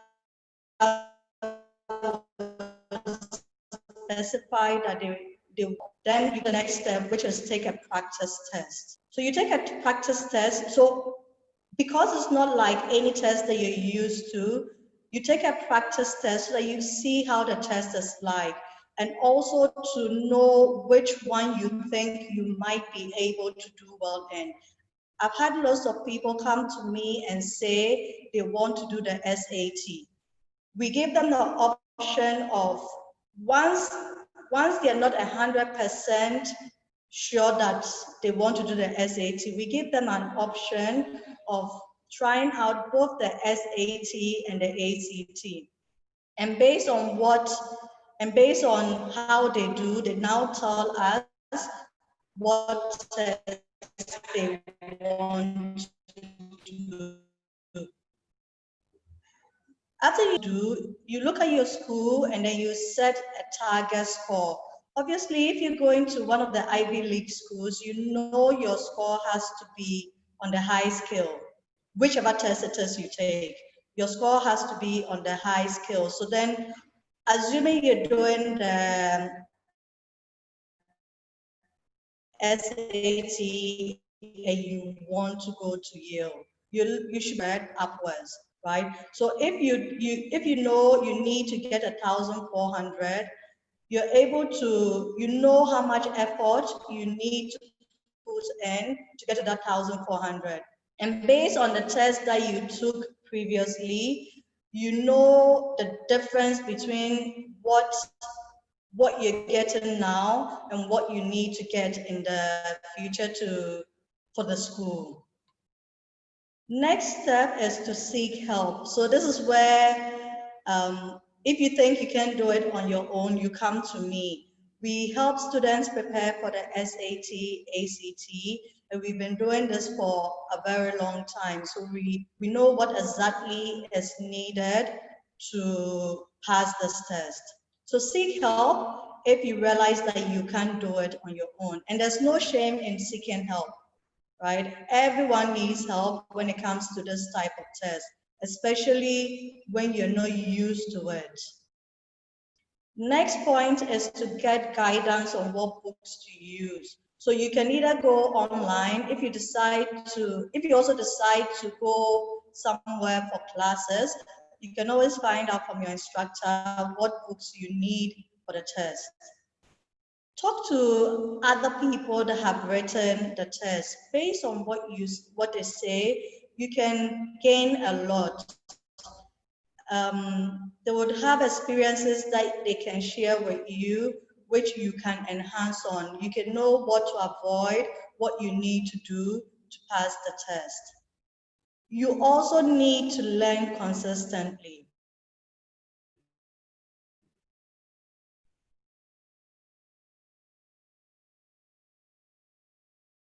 You can say so you need to create a steady schedule where you've blocked a certain time. So maybe you can say every day at a certain time. It doesn't even need to be at the same time, but every day at a certain time, you're going to dedicate maybe 2 hours to the test, or maybe 3 hours to studying for the test.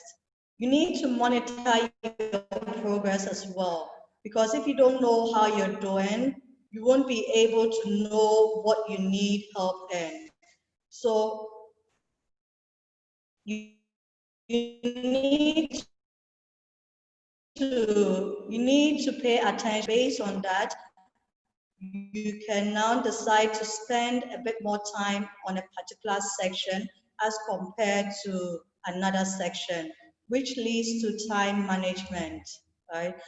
So the SAT, ACT, apart from it being knowledge, right? So you can know everything on there, but if you don't build up on your strategy, it would be of no use. The test is, what is tested is your knowledge and how quickly you can answer questions. So you really need to work on your time management, which you can do by practicing, right? The more you practice, the better you are. The more you practice, the more familiar you are with the type of questions and the layout. And with that, you perform much better. So I've gotten to the end of my presentation. Do you have any questions for me?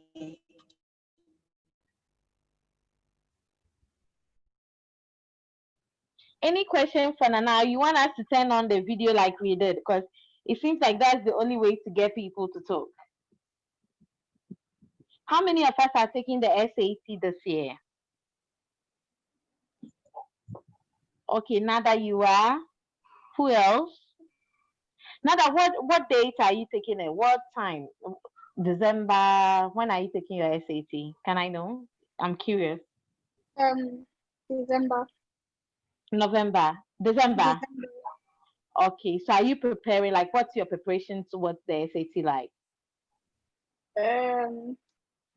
I've been preparing, solving some of the papers and using some books. Okay. Yeah. Sorry, I didn't hear that. So can you say that again? I've been solving some of the papers and using some books. Okay. What are you doing? Full test, or you're just solving some questions? Solving some questions. Okay. When did you start studying? During the Corona period. Okay. How many tests have you taken? I don't know, honestly. I haven't counted. Okay. So is it that you're answering questions or you're taking tests? Which one is it? No, answering questions. Okay. So you haven't taken any test? No. Okay. So what's going to happen is you're going to be very good at answering the questions, right? Which test are you taking, the SAT? Yeah, SAT. Okay, so you're going to be very good at answering the questions. But if you're not taking the day you will take a full test, you realize that you're not going to be able to finish anything, because you need to be practicing with an actual full test. It's very important you do so.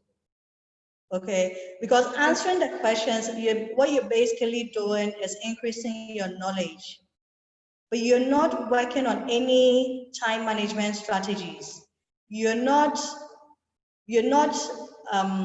like getting used to how the test is like.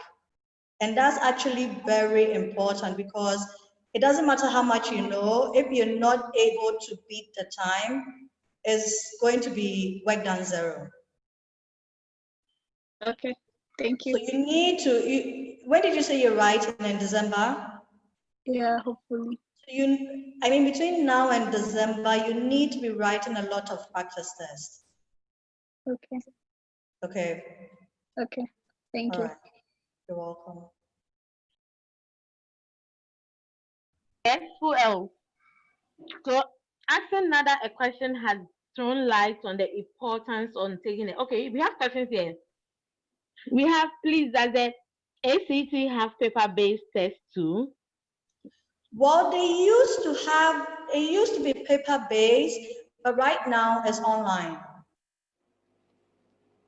So it's online for international students and still paper-based for those in the US. I assume they did that because they can quickly mark those here, because if it's paper-based, they need to send it to the US for it to mark. So it takes a longer period to get your results. But right now it's online. Okay. Yeah. Okay, thank you, Nana, for answering that question. The other question is, if the school you are interested in going to is test optional, is it better to take the test if you can, or it doesn't really matter? Okay, we advise people to take the test. We do that because you're competing against other people. You're competing with students in the US, you're competing with people from Nigeria, you're competing with people from South Africa, from Asia. So you need all the advantages that you can get, right? So assuming there's a student that is also applying to the school, you all have the same qualifications.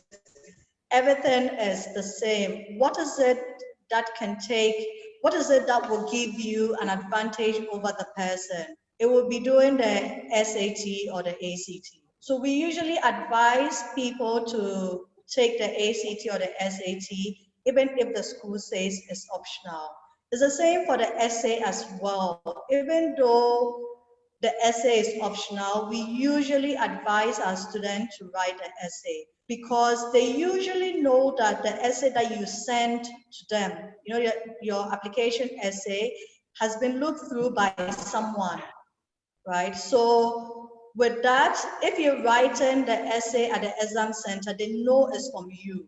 It showcases how you think, it showcases how you write, it showcases your grammar and all of that. So if you know you're really strong at writing, even though the essay is optional, we also advise that you do that as well.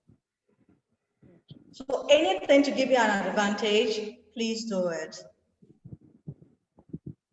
Thank you. Thank you, Nana. Okay.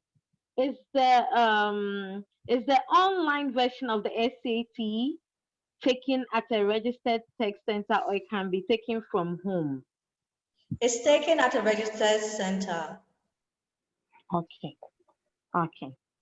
Thank you. Any more questions? Any more questions? I'm trying to get your questions from the chat center. Keep them, the chats. Okay. Nada, you want to ask another question? Yeah.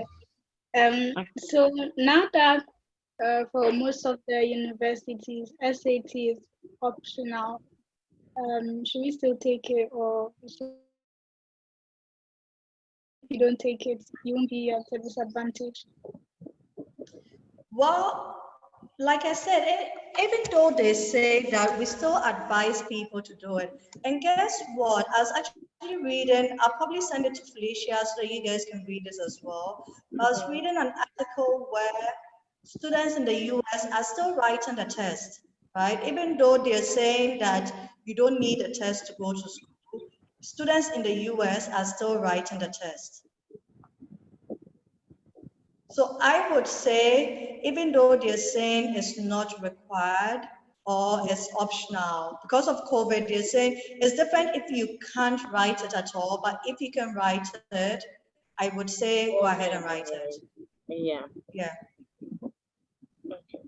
Yeah, Nana, I second with what you say. So if you have the opportunity, if you have the resources to take SAT and ACT, I'll tell you to go ahead and write it. Don't take chances. However, if you feel you can go through your applications, if you already started some applications already, and those schools are test optionals and you've not written your SAT yet, go ahead and put in the application. It doesn't hurt. Then still prepare to write the SAT, because it's a pandemic, and as sad as it may sound, we all need to take advantage of every opportunity we have. So if you were already in a process applying to a university and you were thinking to write your SAT in December, you are almost through with the application.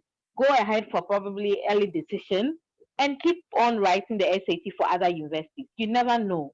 So take advantage of it, take advantage of all the opportunities you have, and don't you don't have to wait till it's like, oh, I should have taken the SAT, or had I known. It's always a lot. So thank you. I think I've seen another question in the chat session. Do some schools still require to fail, Nana? So, are you talking about schools in the US? Who asked the question? Let me check. Let's clarify that. Yeah, schools in the US. Okay, so some schools do. Some schools do ask for TOEFL, but if you're going to any of the top universities, not necessarily Ivy League, but like the really top good universities, because they know that you're from an English speaking country, they would allow you,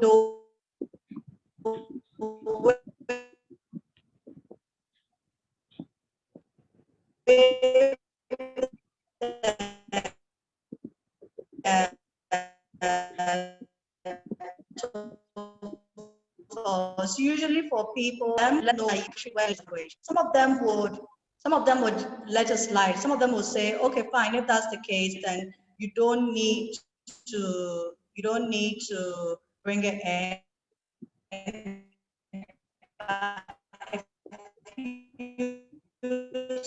Schools say, yes, we still insist on the TOEFL. Okay, thank you. Nana, your line was breaking. Do you want to take that again? Yes, Ahineba Esia Kufo has a question, but before that, can you take the answer again? Your line was breaking. Okay, so what I said was that the top schools don't usually ask for TOEFL because you're coming from a country where English is the first language, right? You have a few schools still insisting on you bringing the TOEFL. With that, you can write to them and tell them you're from a country where English is your first language.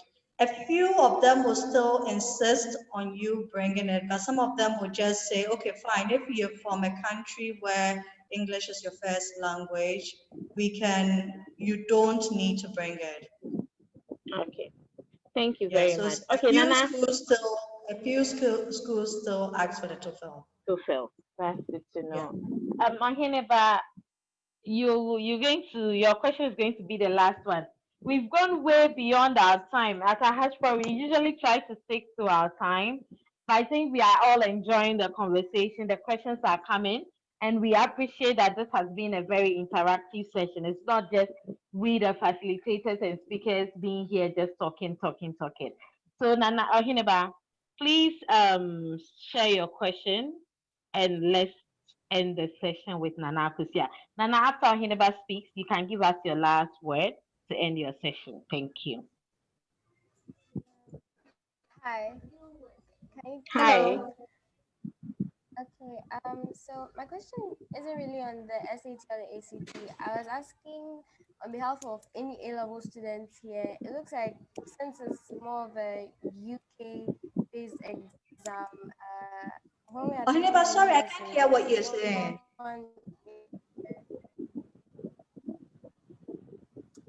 Ahineba, we can't hear you. Come again. I'm asking this question on behalf of. Basically, is SAT, ACT is, I mean, right now, because of COVID, it's not very important as some schools are waiving it, but it helps, gives you an advantage over someone that hasn't taken it. So if you're in the process of taking it, I would say still go ahead and do it. It doesn't hurt. Okay. Thank you very much, Nana, for this presentation. Nana will share her slides with us so that I can put on our WhatsApp page. So I know we've been getting a lot of questions about the resources. We are going to put everything together, and on Monday, before close of business, we'll send you all the workshop materials so that you can go through during your, private time or when you have some free time. So we were supposed to have a Q&A, but I think we've asked so many questions. Let's take the conversation back to our WhatsApp page. But before we go, just for those who were unable to join us yesterday, we'll have Nancy share with us her college experience so that the few of us we couldn't join our breakout session yesterday can enjoy a bit of it. So Nancy, please share with us your university experience, and afterwards we'll take a good photo and say goodbye. Thank you. Thank you, Felicia. You're And welcome. hi again, everyone. I just want to say great job to Ahaspora. I definitely wish I had this during the time when I was applying to go to school. So I hope all of you take advantage of this. All the tips, tricks you learned, the resources, take serious advantage of it because it will go a long way to help you. So my experience is I did my undergrad in Chicago at Chicago State University. That was my first time in the States in 2007. I'd never been to the States. I'd never actually flown, okay, I had flown out of the country, but I'd never been to America. So I found myself in a very, very cold area for school. Fortunately for me, Chicago is a place where people like me, people of color, there are lots of us over there. So it kind of felt like being at home. But what I'll share with you is a few pointers that I learned throughout my experience. For some of you, you may go to a school in the States where you already know people, you have family around. And for some of you, you may be like me, where you don't have anyone, family, friends, you don't know anybody there. You're just new to the environment. So I would say be open to learning, be open to meeting new people. Can you all hear me? Yes, we can. Okay, awesome. Be open to meeting new people. Learn about the cultures, learn about their holidays, the traditions. There's something called, well, if you go to school in North America, there's Thanksgiving. It's a very big thing over there. Learn about it. By getting to meet people, you'll be invited to people's homes to spend Thanksgiving with them. It's a time when you definitely don't want to be alone on campus because you will be very, very, very lonely. The whole school kind of shuts down and everybody goes home to be with their family. There are other holidays that are equal importance in the States. So just learn about it and make sure you meet people outside of your comfort zone. So don't just go looking for the Ghanaians on campus. Join the other African students. Get to know African Americans, get to know white Americans, get to know even the Hispanics, people from all over, because you never know where you'll meet these people in the different walks of your life. And also, America is a place where employees love it when you can talk about how you learned about a different culture, you embrace a different culture. You just like to see that you're a well-rounded individual. So that's the first thing I'll tell you. Be open to learn. Second thing is, other than just working hard on your grades, in this working world, or even in the different countries, their educational environments, they care more about what you did outside of your educational path. So the extracurricular activities like Charles was talking about, get involved on campus, volunteer. If you're not big on volunteering and you're all about sports, Auntie Magdalena, please, are you saying something? You're on mute.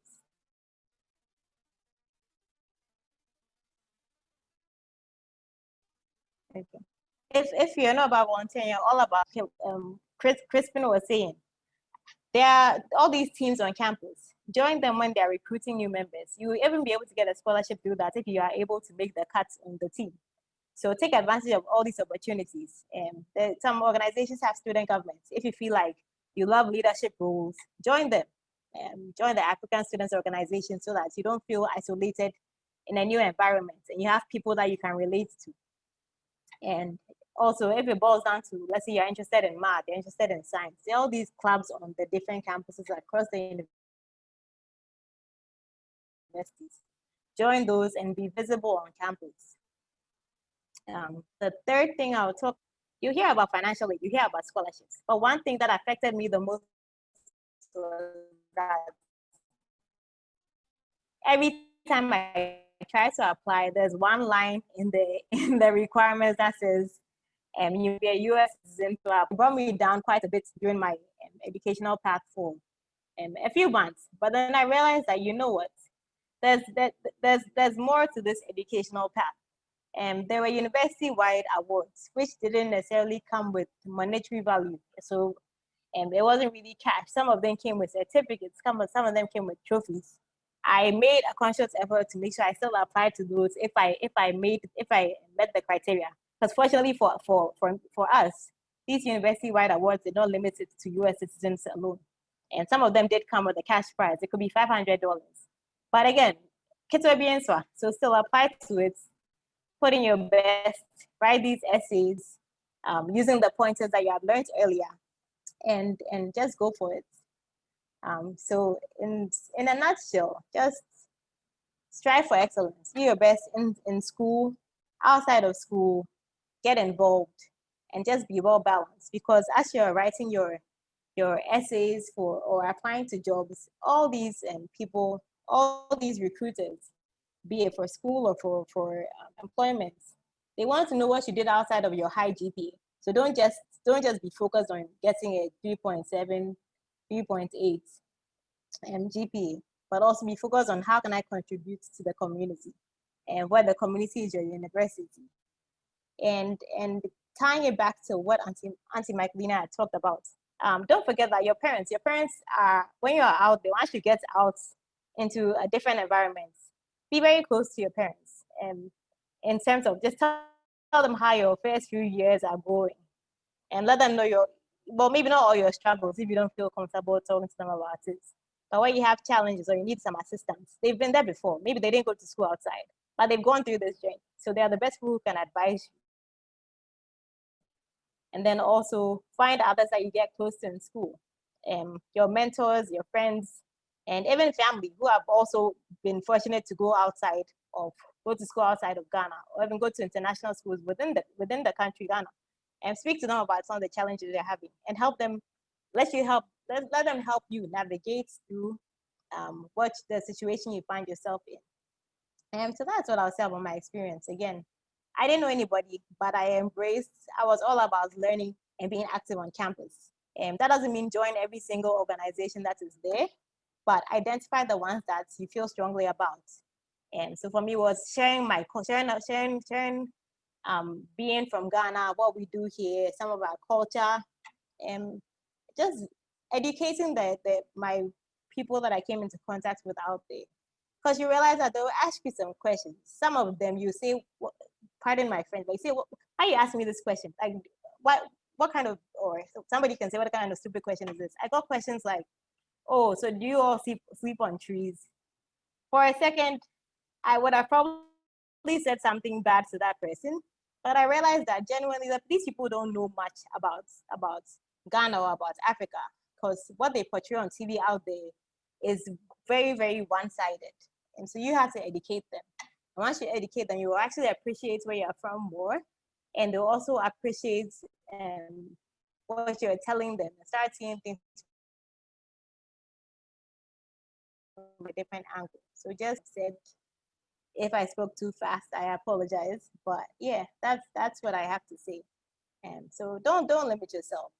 And you'll feel isolated the first few months. But believe me, getting an opportunity, be it within Ghana or even outside, just learn to get out of your comfort zone and embrace new things, because it goes a long way to define who you are. So that's what I have to say. If you have any questions, I can feel free to answer them. And if not, then I'll hand it back over to Felicia. Okay, thank you, Nanaisi, for sharing. Thank you so much.